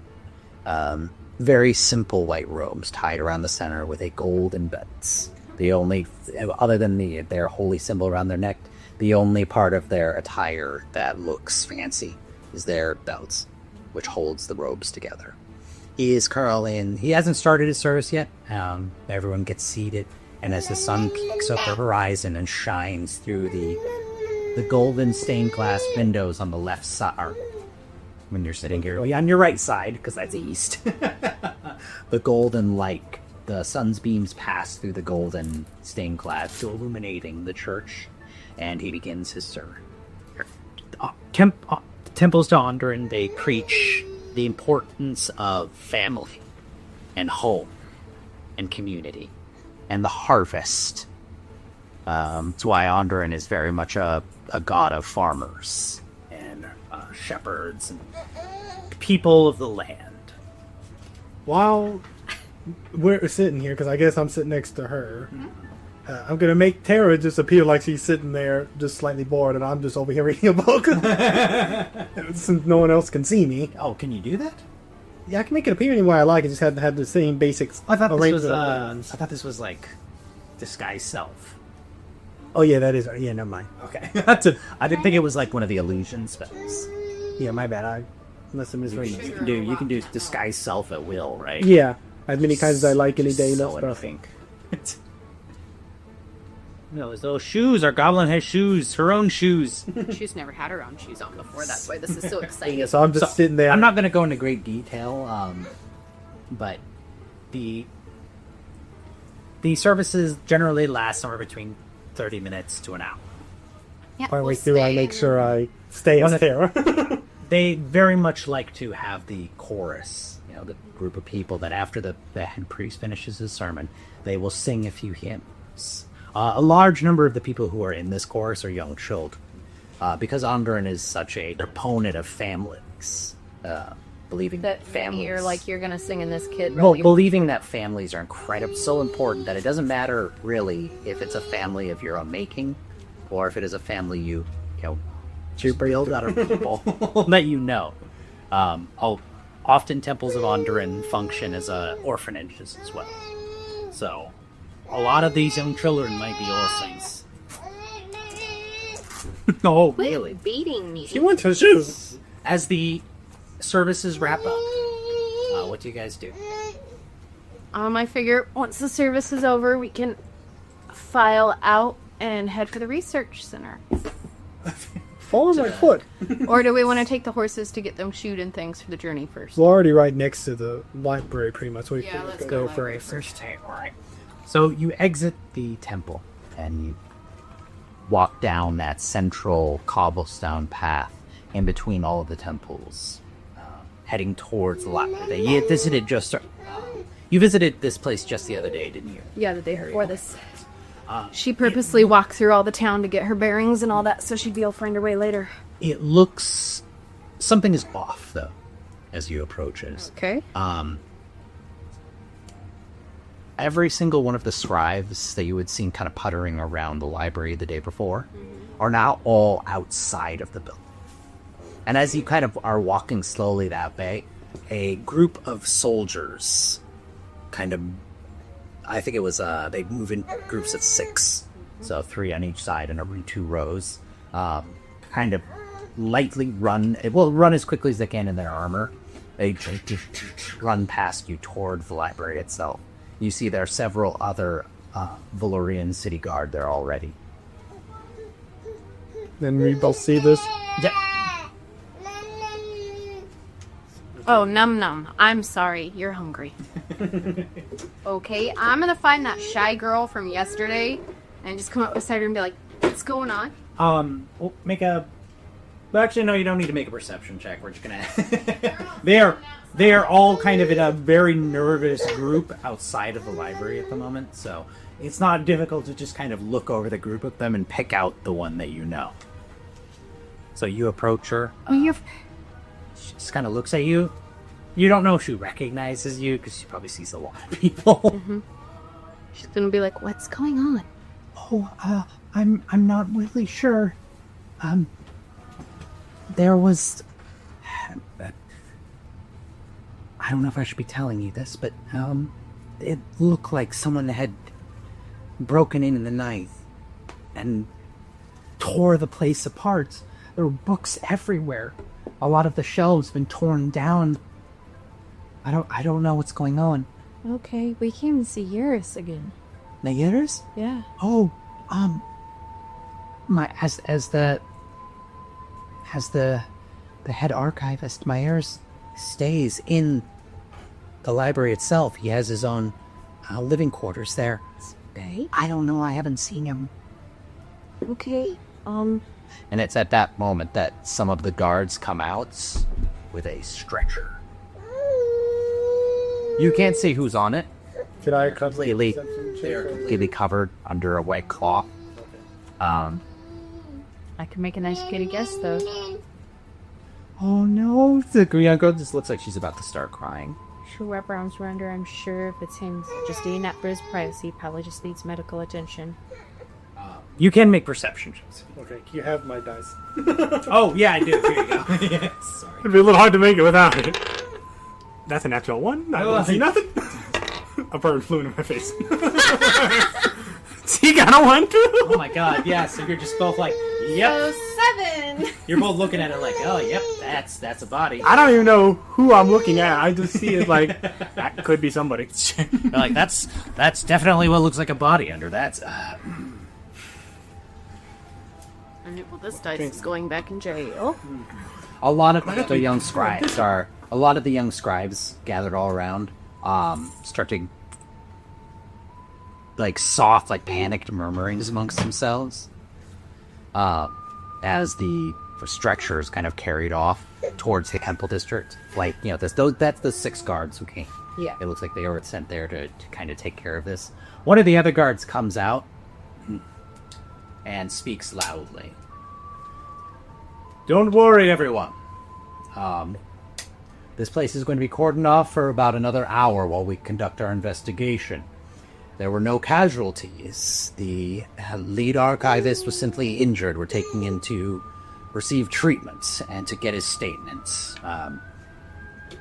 If you would like to remain here, please remain orderly and calm outside. If you would like to come back, you may come and go as you wish. However, please stay out of the library until our investigation is finished. Thank you very much. And the scribes will kind of calm down. Some of them do, in fact, leave at this point. I'm not sure where they're going, but some of them do in little groups of 3 or 4 leave the general area. Should give her a quick squeeze. I know some healing. I'll see if I can help. Okay, all right. Take care of yourself. All right. Tara's that silently because I can't do a Tara voice. It'll be very off. Be very awkward. Okay, come on, let's take our horses to the stable, Tara. Oh, I thought you guys were going to go after the... Well, can't do it'll anything look yet. a little weird if I just chase. Oh, yeah, Stretcher. all right, yeah, that's I yeah. Okay, that's... That'll look a little awkward. Excuse me, I think I know him. Can I talk to him? I know he needs help, Wait, but bring that body back here right now. Plus, I need to go stop by I'm not gonna- Texlix and pay this dude off because I haven't done that yet. Yeah, that's right. It's why you're wanted, man. I rolled earlier, by the way, if someone was going to recognize you. I guess you disguised as terror right now. That's me. Okay, yeah, never mind. That was before I rolled to see if anyone was going to attempt to take you in. But that was before I knew you were able to Yeah. find shape-shift. So, all right. So You gave it to me at the end of that session and you said that was going to happen. do you want me to take your horse while you go deal with your business? Yeah. And then we can meet up. I think I know where to find the Dark Reach map. Where should I meet you? The Honeyglow Inn? Okay, I'll ask. She'll point down it's down, and she'll actually give you directions. I asked you just way the forwards because I know what that is. Okay, perfect. Yeah, she'll tell you exactly where it is because she knows where it is because she was there last night. First off, I'm going to go to Texlex. You know exactly how to get there because you critted or you got really high on that intelligence check to remember. Yeah, it was a 20 on it. Perfect. So, yeah, you follow those instructions exactly, and sure enough, you're back in front of Texlex Assorted Goods. With the blown windows out. Yes, the windows are boarded up now. I think He's not going to give you the dice. I think our goblin thinks you have siege. Oh, come here, come to me. So you hand her to me, I'll hold her. But the open sign is... I'm losing my left at this point. The little sign above the door does say it's open, though. Tara looks around. Is anybody else around on the street? Not really, no. This is kind of an out-of-the-way area. Okay, good. I change back into me and walk in. Okay. Little bell rings. You hear it's same disheveled place. Some stuff clearly been knocked around from your thunderclap. Yeah, I turn around to kind of look at a shelf on the wall without seeing my face. I imagine you just kind of sigh like, oof. Kind of mess this place up a little. And you hear, who is it? Give me a minute. You hear some stuff clanking around. And then sure enough, this angry, disheveled looking goblin in a oversized shirt and trousers comes around, looks at you, and then reaches inside and he pulls out a little knife that's all curvy. I hold out a bag with I'll take your eyes. I will. What's that? 10 gold for our little misunderstanding yesterday. Make a persuasion with advantage. Okay, good thing. That would be 23. Are you trying to pay me off? Are you turning it down? No, I'm just asking. I'm sure you don't want anybody in your business as much as I don't want people in mine, so it's just better this way. So you're trying to pay me off? Yes. All right, deal. I just wanted to make sure. Business is so much better when people are just honest with each other about what they want.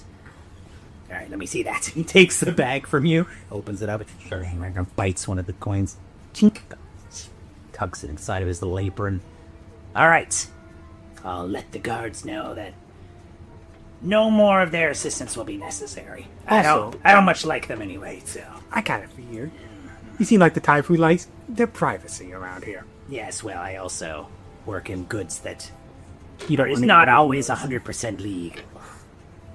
I don't judge. You didn't seem the time, considering you just paid me off. I did come here yesterday to do some business. I see. What do you have? What do you want? I pull out the weapons and lay them out. He kind of looks him over. Like, unfortunately, I'm... At the end, I pull out the 2 crossbows. Oh, yeah. Just 2. I didn't pull out the other 2. How many daggers did you lay out? It would have been... It would have been 4. 4. Okay, and 2 crossbows, and what were the other things? 2 short swords, 1 mace. Oh, my bad, not the mace. Yeah. I gave some of the other stuff to... Yeah, you get the longsword to Thor as well as the shields and the hide armor. Yes, I did. So he kind of looks over everything. It's like, none of it's magical. The crossbows I'll take. Okay. Things like this, and he kind of picks up one of the daggers. They're not in the bed. They're not that great. Like, nah. Most of these are probably only good for scrap. You'll probably want to take these down to the Grand Smithy. You'll get a bit of coin from them. But I'll take the crossbows. Shoot, I don't remember how much crossbows. I don't remember. Oh, give me just like, no, I'm fine. Light crossbow. These are the ones that, am kicking me. I'll give you 20 gold for the pair. Done. Deal. Shake on it. They comes with the bolts too, right? No. You don't have any bolts for? No, I bought them later. Throw in one of those daggers in. Okay, so yeah, he takes that dagger, pulls it out, looks at it, takes out the one that he threatened you with, and sets it on a shelf, and tucks that into his belt instead. As I take the rest of the stuff back, I make sure I flash my elven sword and the bejeweled dagger, which is not for sale. At some point, he's like, "Ooh, are those for sale?" No. Oh, really? Quiet up there, baby. Yeah, it's a kid now. Yes, you don't know. It might not be his kid. It might be a kid he's got. It might be collateral.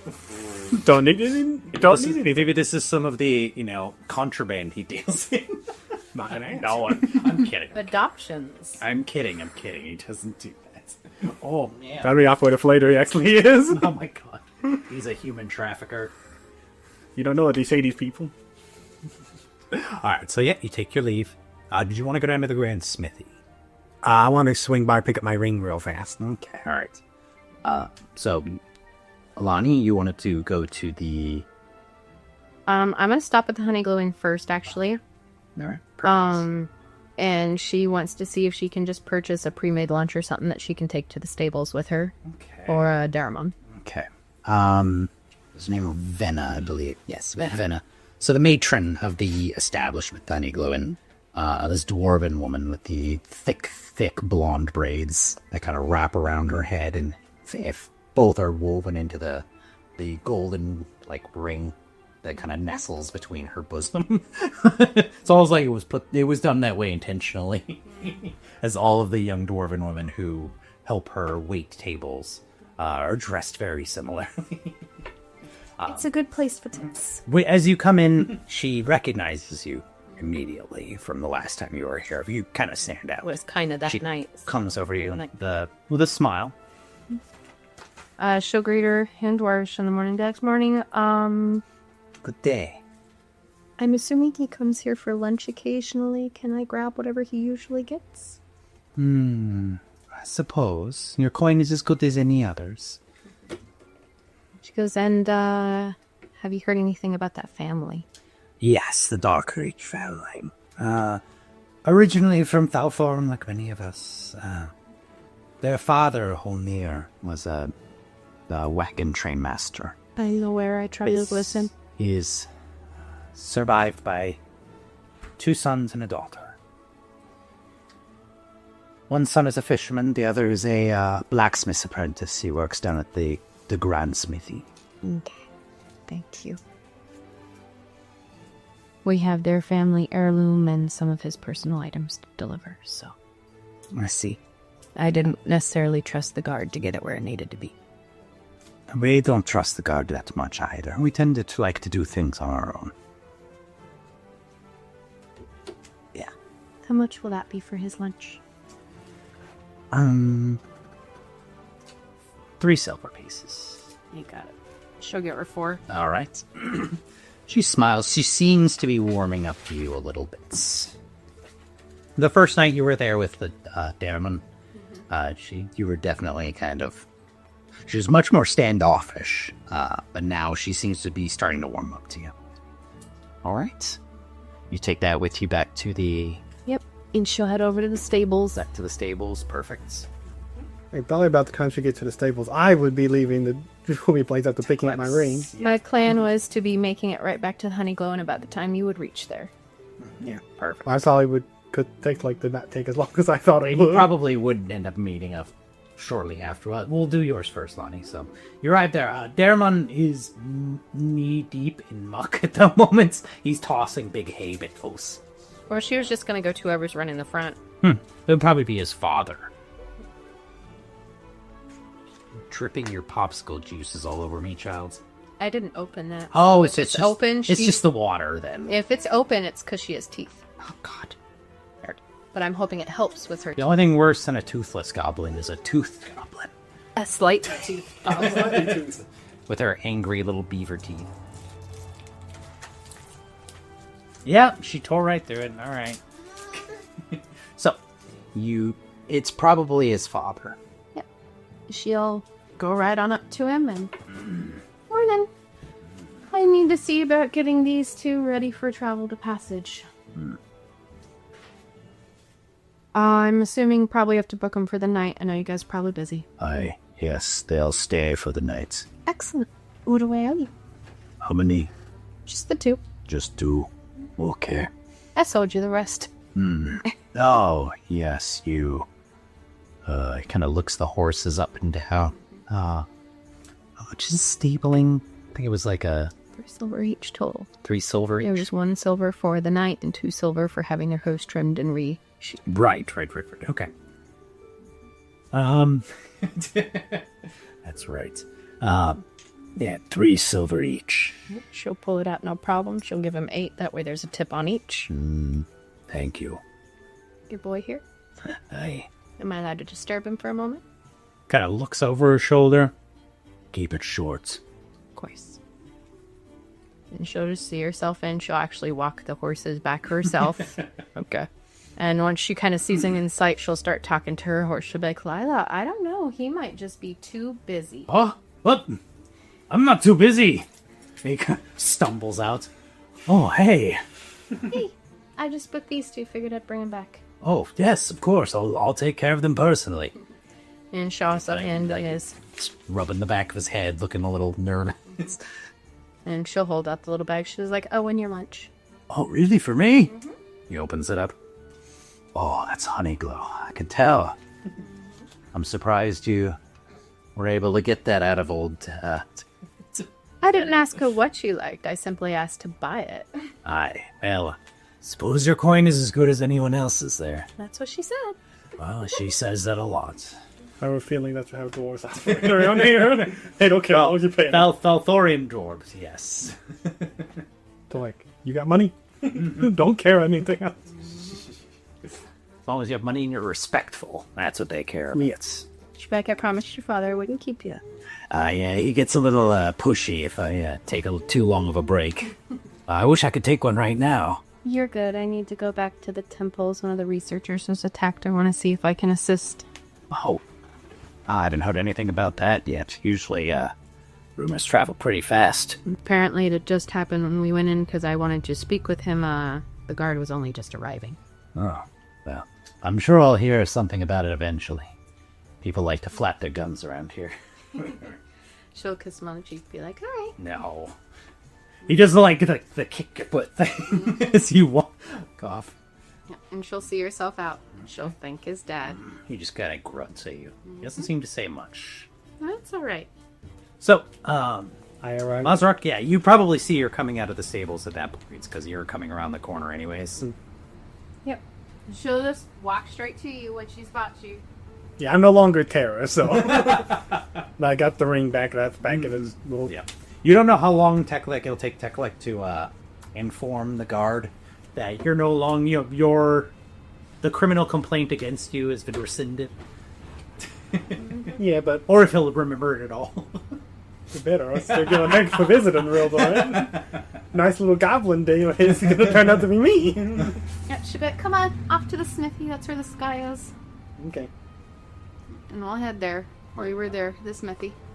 Oh yeah, you're going to the Grand Smith. Take care of Oh that. yeah, well, I was yesterday and annoyed the owner. Yeah, you annoyed the owner real bad. Yep, you're right. The Grand Smithy, this large, rounded stone building with a conical roof with a large smokestacks coming out of it that billow both smoke and steam. The big water wheel behind it that is, turning slowly, bringing buckets of water up and pouring them into like a sluice that goes into the building itself. The front doors are just these two large, they're, rounded at the top, which is a dwarven style. Building with the suspiciously suspended anvil. No. I think that was an in thing. That was an in idea that I had. Oh, okay. That I might use later. It is at the building with the big water wheel out front. Yes, this is the one. Well, that water wheel is sitting next to it because it's pulling water from the ocean itself because it's right on the docks. So yeah, it's open. The doors are wide open. She's just gonna walk straight in. I walk in behind her, not disguising myself at all. Oh god, you're not disguised? All right. I'm not talking to anybody. I'm just standing. You get a lot of dirty looks, Mazrik, as you come in. It looks like word of you is kind of passed around some of the other apprentices. Okay, yeah. You're like...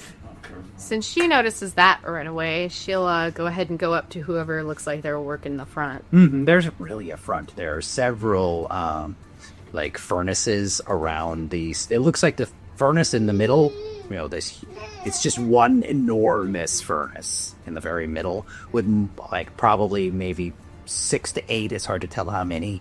Like openings in it for the smiths to place their metal in. Just heat it up. You don't One need any more. enormous chimney, like the smokestack going up through the very center of the building. The water seems to come in this trough that kind of basically just circles the entire center for the all of the smiths and craftsmen to quench their whatever tool or weapon they're working on. Mosric, you can recognize the head smith. Can I notice how to charge him, or You've never been here, have you, Lonnie? So you don't know who to talk to, really. I message into your head and point out which person? Okay, there you go. Is it a Barbie dwarf? over there. Is a half older man, completely bald. Yeah. Basically no body hair whatsoever. He does work with heat. That is Yeah, his hands look like they're his hands are incredibly like scarred up Grantley from being around. the tit. Like he's got several burn scars all over his arms and his hands. Yeah, she'll go right up to him. And How can I help you, man? I'm looking for one of the Smiths, Darkreach. Darkreach. Family business. Kind of looks around. He just kind of, at one point, he just snaps one of his arms out and grabs one of the younger dwarves who are walking by. You can kind of tell that there's a hierarchy depending on the color of apron that they wear, the leather aprons. His apron is black with like silver and gold stitching all over it. There are those who have black aprons with no stitching. There are those who have just plain brown, and then there are those with brown with kind of silver or gold stitching as well. Yeah. The one he grabs just has a plain brown apron, leather apron, and he's go fetch Darkreach now. The young dwarf, yes sir, runs off. She'll thank him and step back. It's incredibly hot here, by the way. That's fine. She looks good sweaty.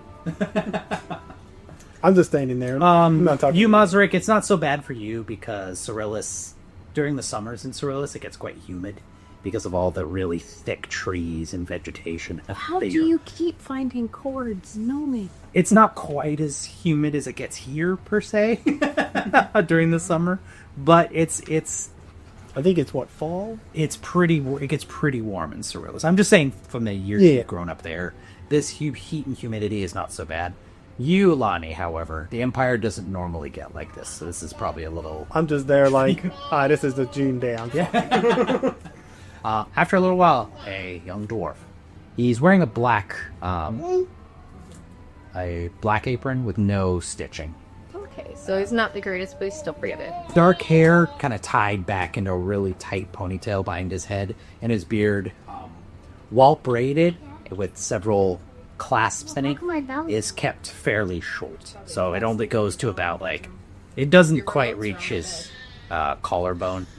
So Kind of short. well, like yours or my beard, maybe a little bit longer, but it's braided up quite tight with iron clasps around it to keep it out, to keep it away from any hot fire. All of the dwarfs here keep their beards and hair short, or just cut it off completely. He comes running up. You can tell the family resemblance. He looks like... Hello, I'm Darkreach. I was told that you were all looking for me. Yes, you want to step outside him? He kind of looks to the master smith, who just jerks his head towards the door. All right, as long as it's quick. Mm-hmm. Yeah, he goes out, steps outside with you. I'll start with... As you're walking out, though, he kind of looks to you, Mazur, because I've heard of you. Not good things. I don't say a word. I really wanted to, but I don't say a word. Is she walking in front of him? I don't know, are you? Yeah, I think so, because I'm walking with him. I'm just going to be like... I didn't say nothing. You gotta say what you do, because no one could see. Audio. She's going to have that, amused face and, kind of put her hand over her mouth to hide her smile. I got a smirk on my face, but I'm not... Yeah, you got your little masky. And I'm not doing anything to... Your little... Oh, really? You got your little ninja mask up. As we walk out, you prefer common or dwarvish, dear? It doesn't matter to me. It's important to know and be well versed in both. Okay. I'm assuming the guard has already reached out to your family. Yes. Then we will start with our condolences. Thank you. Appreciate that. My father always knew the danger that his profession. That is the. Yes, ma'am. My father always knew the danger that his profession held, and against my brother and my sister's best wishes, he wanted to keep doing it all the way into his older years. We knew it was just a matter of time. Well, without him, we probably wouldn't be here, so we were part of the caravan. You were part of that, his last caravan, yes. So you were the ones who brought his wagon back. Yes, that was us. Actually, He looks to you, Mazrek, and I pull out the bejeweled dagger. This was found among his tight things. I say, You actually see his eyes starting to glisten just a little bit. yeah, I say in Dwarven. the guard. Yeah, we didn't trust the guard. We figured it'd be easy to return in person. Thank you so much. She's gonna take the bag off her back and take out his pans and his spices. Oh, you didn't have to do that. It's the right thing to do. He kind of tries to wipe his face away, just getting like black soot all over it instead. She'll put his arms down and actually wipe it with her dress so he's not all covered. It's not very professional of me. We're not here for professionalism. We're here because it's the right thing to do to your family. Thank you very much. Tell me, did he die bravely?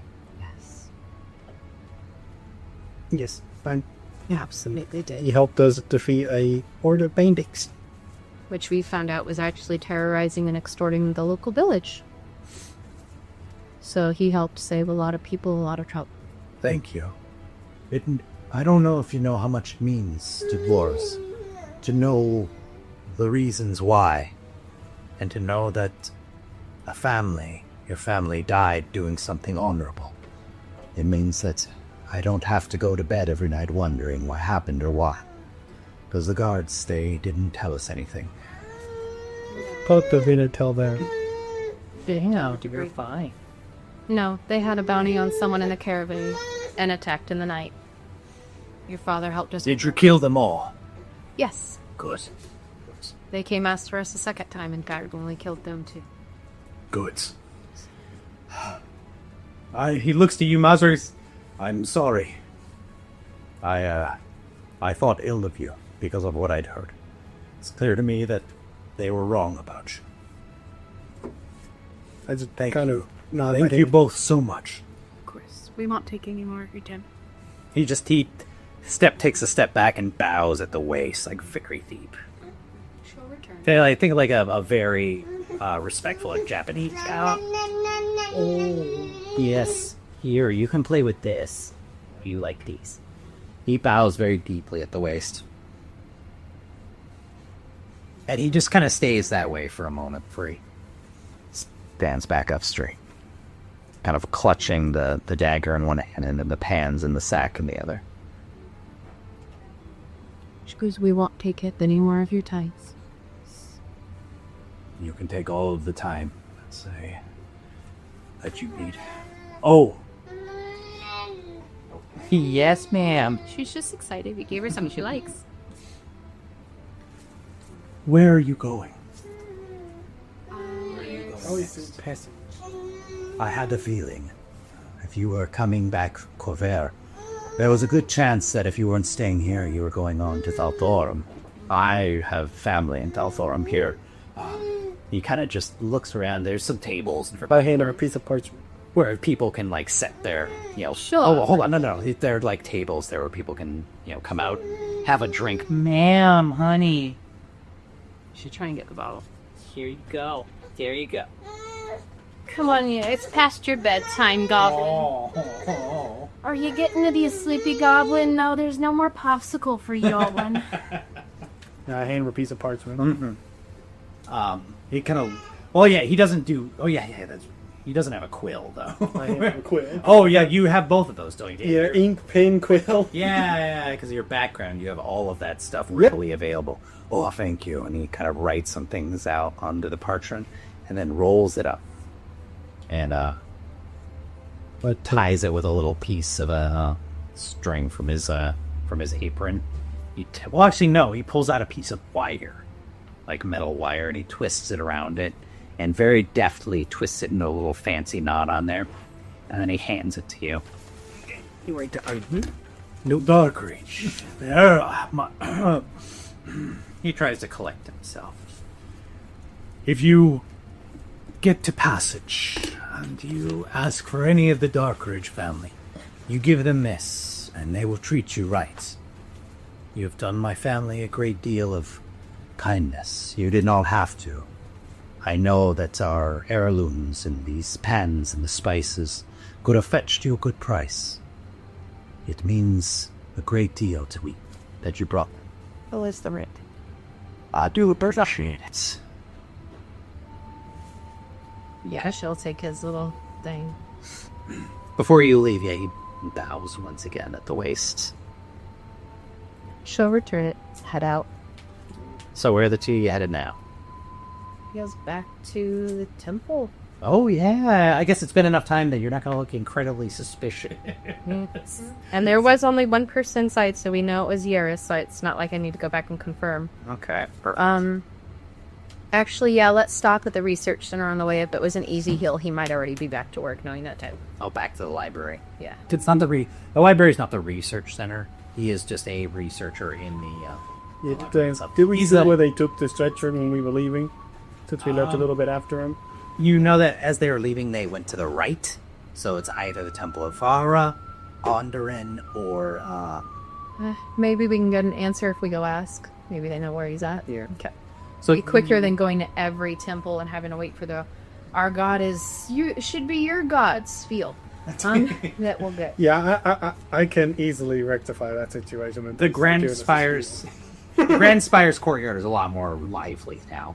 Now that it's more closer to midday,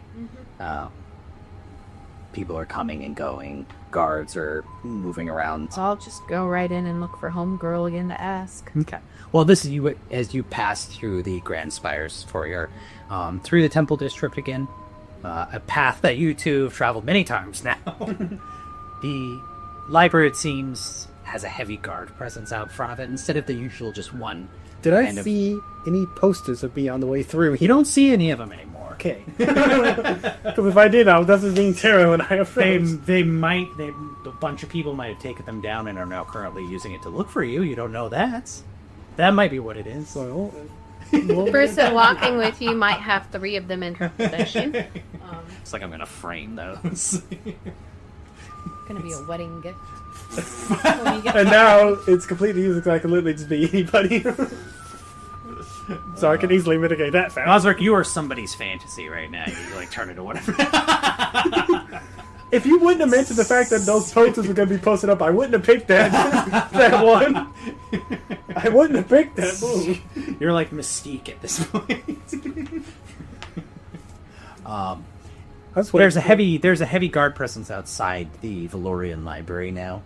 4 guards instead of the usual one who just kind of keeps an eye on things.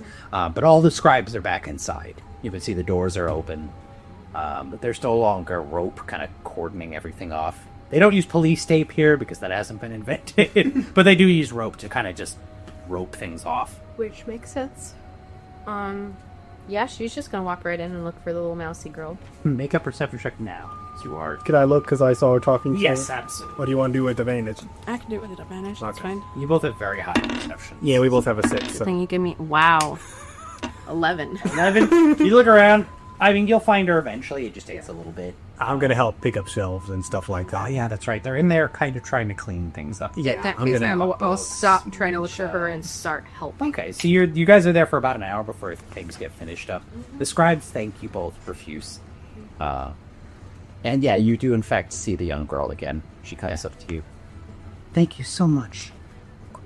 Any word on your... No, I had a feeling you were back here to ask about that. He was taken to the Temple of Onderin, though. A investigator from the Valorian City Guard came. They're like high-ranking people, so That means He he came came to- a mistake. he came to ask us all some questions about If anybody knew anybody that Yara said upset, or if he had any enemies or anything like that, everyone's a little more worried now than what we were before.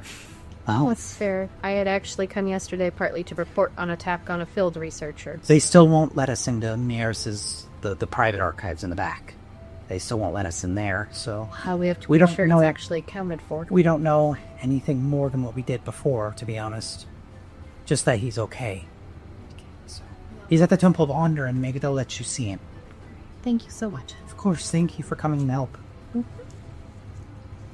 I don't say a word, and so...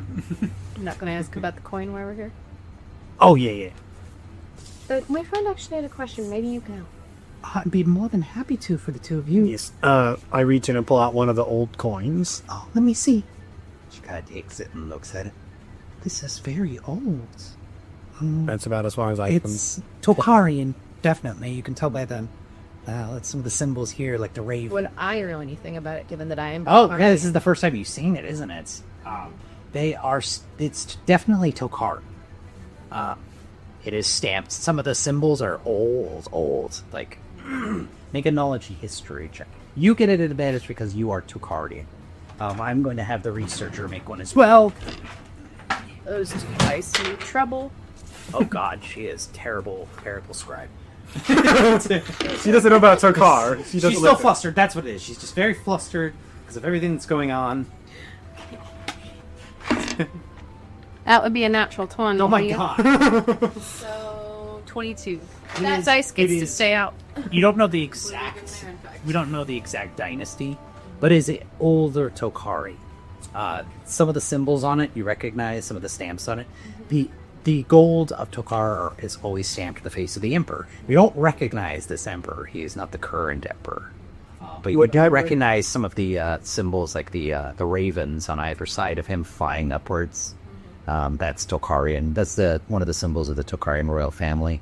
Is the raven flying upwards toward the sun. Yeah, she'll state all this. She'll start pointing out. The rest of it, though, like, as she holds it, she's like, it's covered in something.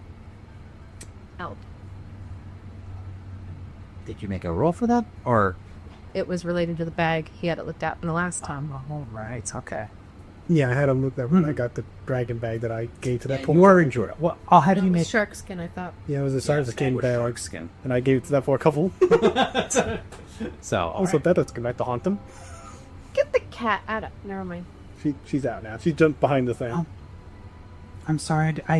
The library is in a real bad mess right now. Fine. So if I'd been able to like cross-reference or pull out any documentation or any history books, I'd be able to tell you more. But with the way things are right now, I can only go based off of what I remember. I don't remember a whole lot. The Empire's not my focal point. That's okay. We're heading that way anyway. Probably get more answers. Okay, I'm sorry. Sorry that I wish I could offer more. If there's anything else you're looking into, feel free to do so. We'll be happy to help. Jet offers the coin back to you, Mauser. Put her back in the barrel. Very stealthily not making her see the rest of them. Make it look like it's just the one. Yeah, ask her you found these. On Bandit. Huh. It's interesting. They're very old. That was kind of what struck us, too. I wish I could tell you how old, but I can't. They're older than the current emperor. She'll thank her. Of course. It was my pleasure. Thank you. We'll go check on you guys now. All right. So the two of you head down. You go back to the Temple of Onder. You see there is 2 city guards standing outside. They're not like on guard or anything, but it looks like they're just kind of waiting. They tip their caps, their little helms as you pass by. Actually, rather than just going all the way in, she'd be like, I'm looking for the inspector. Oh, the investigator. Yes, he's inside. Yes, I'm aware. He is with Myers. The head archivist. Yes. I might have information that pertains. Very well. I need to go inform the investigator first, so you'd like to wait here. Absolutely. He steps inside. The other guard, an older man, kind of just looks the two of you over a little suspiciously before he kind of settles down. Shorter dude than me. What's that? Is he shorter than me? Oh, of course he is. You're an elf. You're tall as fuck. I'm the second tallest in the group. Yep. Maybe about 5 minutes later, The young man comes back out. Yes, the investigator would like to speak to both of you if possible. If you know the individual, we'll try not to. He's just with me. We're trying not to use his name publicly. Of course. At least until the investigator is going to. He would like to question you. If that's all right. My companion is uninvolved, but I might be able to help. Understood. If you'll please come with me. He leads you inside. He takes you into one of the back rooms of the temple itself. There were 4 doors, 2 on either side, directly behind the central dais where the head priest stands at, and then there are 2 on either side. And he takes you into one of the side ones. It's a small room. Looks like it was.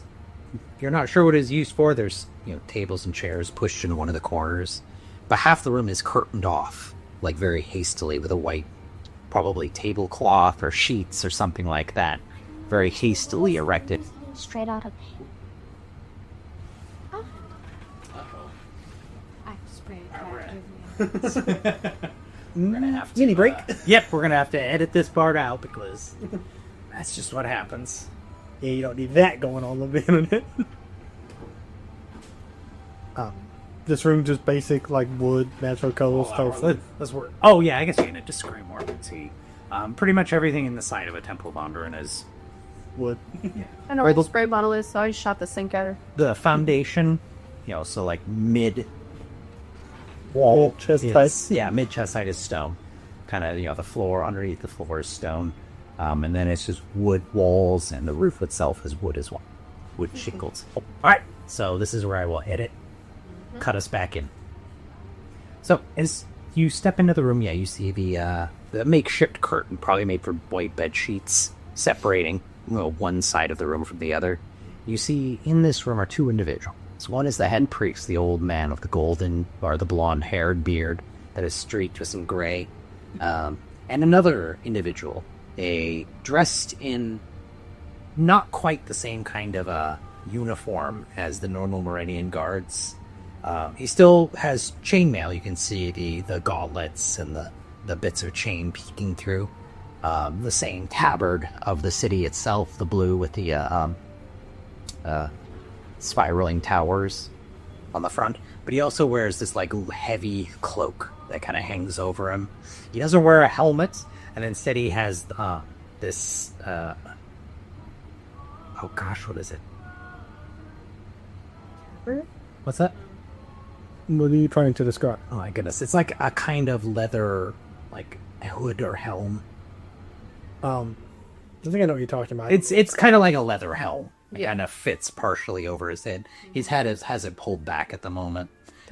He's much older, and he has these gray, wispy beard and these long mustaches that are he doesn't seem to curl them up the way is stylish in Valuur. Hold on, we got some Our nightly some actual city guard running by. That's the first of 3 for the evening. His long mustaches just kind of hang down. He doesn't curl them up. This is the investigator, higher ranking. Please come in. And the seats. She does. She'll sit down. The high priest kind of takes 2 chairs from the other side of the room and brings them over. Sit down. I have a few questions for the 2 of you.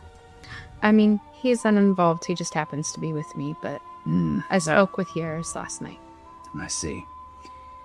If you don't mind, I'd like to perform a spell. Absolutely.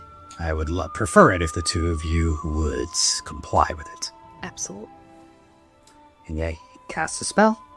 It will be a wisdom saving throw. You can opt to fail this willingly. Yeah, she will. I'm good. But I know what spell he's trying to cast. It is Zone of Truth. I kind of think you. So do you? Yeah, I'll fail. Okay, Aaron. Good. All right. I just want to make sure that everyone here is honest. So he pulls out about a heavy leather book and a quill. So I'd like you to describe to me your relationship with the suspects. Or sorry, not the suspect, with the Victim? The victim, in this case. I met him You can just say I fill him in. Yeah. Because you kind of have to.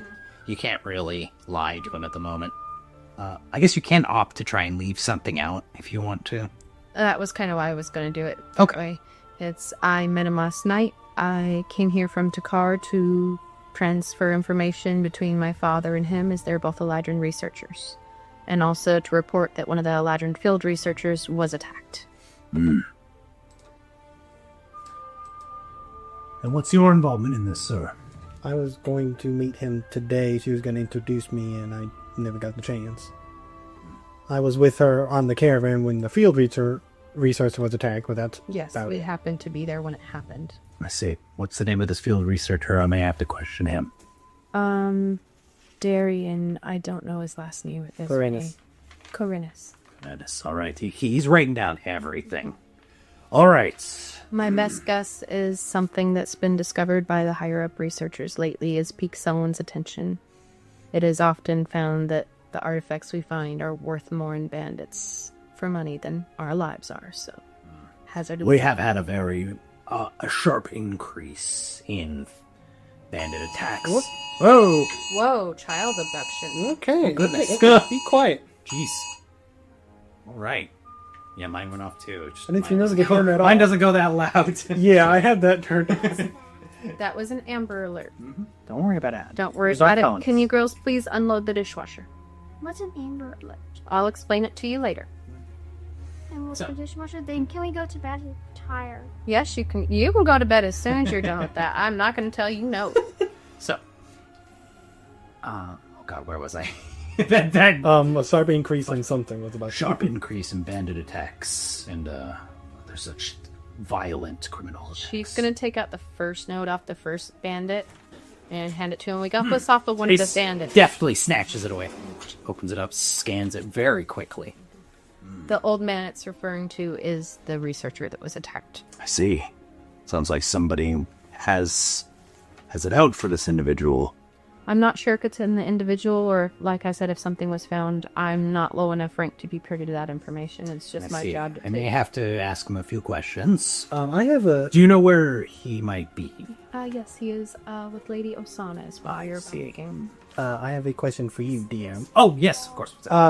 With Zone of Truth, can I still talk to somebody else and still have to be truthful as well with them? Oh, yes, as long as you're in the zone, you have to be truthful.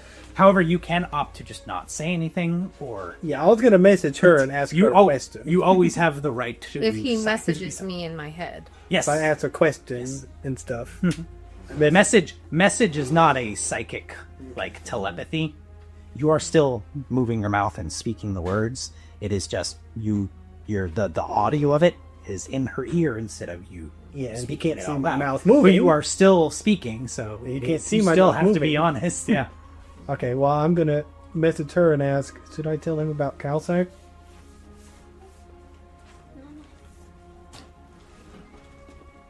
I'm seeing Calsac, the Hobgoblin Bandit. The one we killed, who had the other note. She'll respond yes. Okay. I'm not going to lose on that. We got attacked later on after our first attack, and we managed to kill a bandit named Calsac, who was trying to kill this researcher as well. Yeah, and it came multiple times. He flips through his book for a little bit before he stops. Ah, yes, you were the mercenaries, the bounty hunters who took care of it. Not bounty hunters. We were literally just...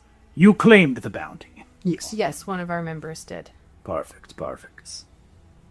And he was the one who tried to attack us. I don't know any connections.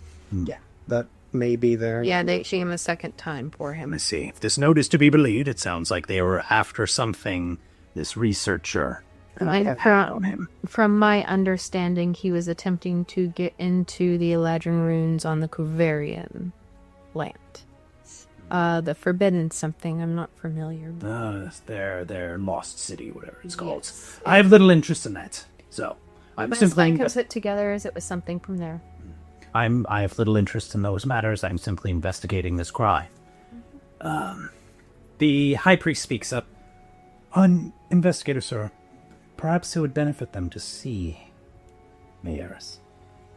I suppose that's all right. And he stands.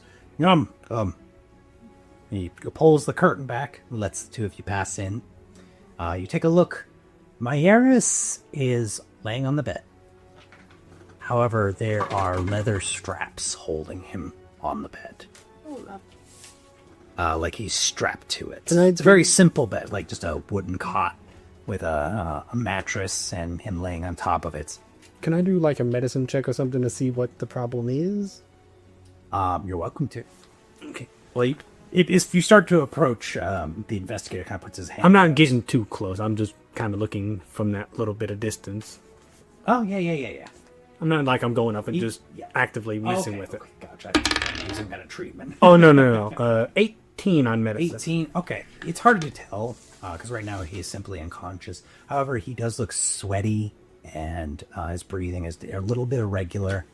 Definitely some kind of other thing is affecting. It looks like he's got a fever of some kind. You're not sure what's going on with him. Okay. At least from that distance and what little bit you could gather. If you could, get up and like examine him and check his temperature or his pulse or anything like that, you'd be able to get more. Yeah, I'm not going to approach. I'm not going to push anything. I don't suppose any of this means anything to any of you. His condition.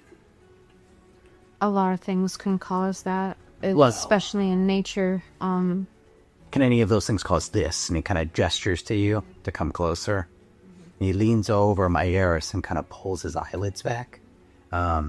His pupils are fine. He was brown-eyed. But the rest of the white of his eye is purple. Okay, roll not a natural medicine color. shape. It's not like, blood vessel pops in your eyes and your eyes are red or pink. The whites of his eyes are purple. Kind of lets go. You can absolutely make a knowledge arcana.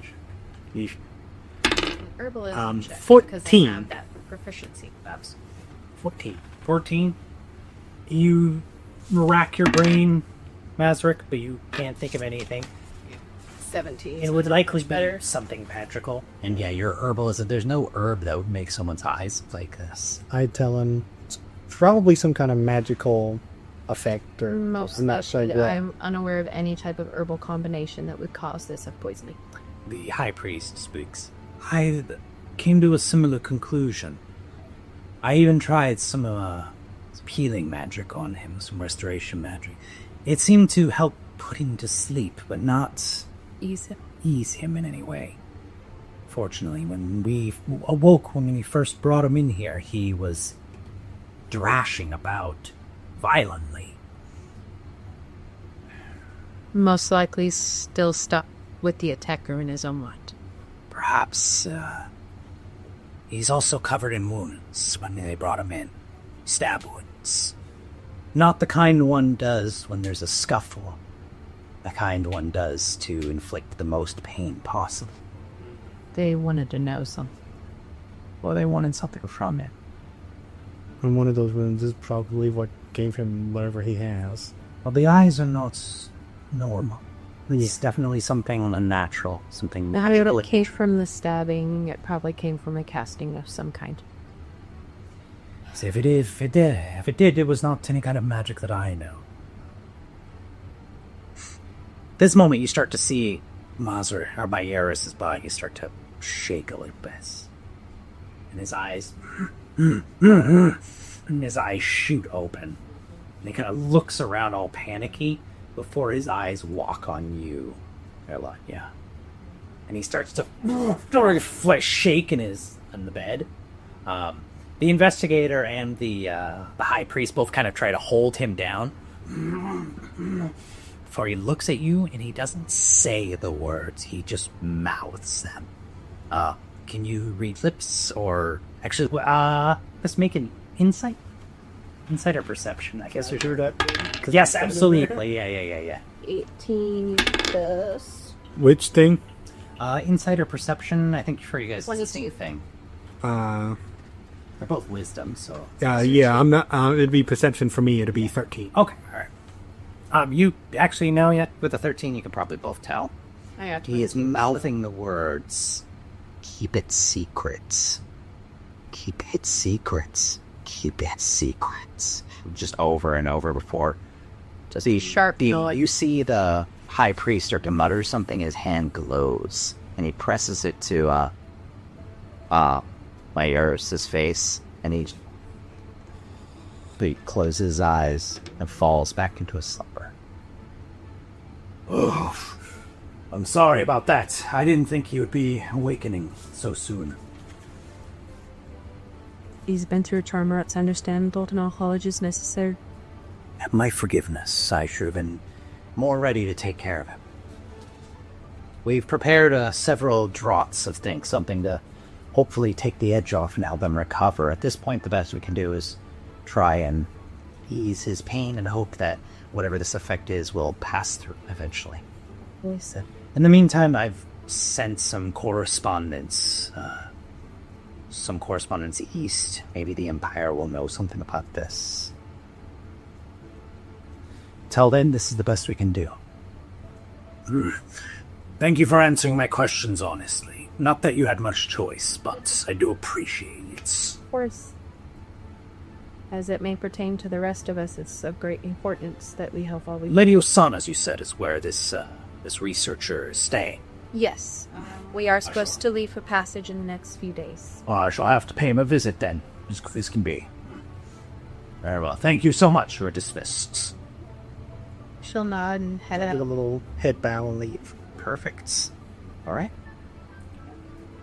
So, was there anything else you two wanted to do before we could jump back to the rest of the party? No, I think that's it. I got all my stuff back. Perfect. So the two of you just kind of head back to Lady Osanna's villa. Then both. At this point, I'll give Darian a heads up if I get there before guard. At this point, you two have been, the guards who man the gates into the nobles district have been informed about you, so you are allowed to pass. Go in. As long as you're not well, actually, if you're disguised as Terra, you probably would be allowed to pass too. Well, the posters were taken down by now, so. Oh yeah, no. They saw me come in yesterday. Oh yeah. I was about to say, unless you're disguised as Terra, but then I was like, oh no, wait, Terra's allowed in there too. So, Seems a bit regardless of who you look like at the moment, unless you're just some rando, you're allowed. No random person at the Yeah, now she'll let Darian know what happened when they get back, and All right, we'll do that once we get the rest of the party back here. Perfect. All right. Hello, this is Nathan, the DM, and I just wanted to say thank you all for listening, and I hope you enjoyed this episode as much as we enjoyed making it. I hope you'll join us again here in the next 2 weeks when our next episode releases. So, till then, thank you.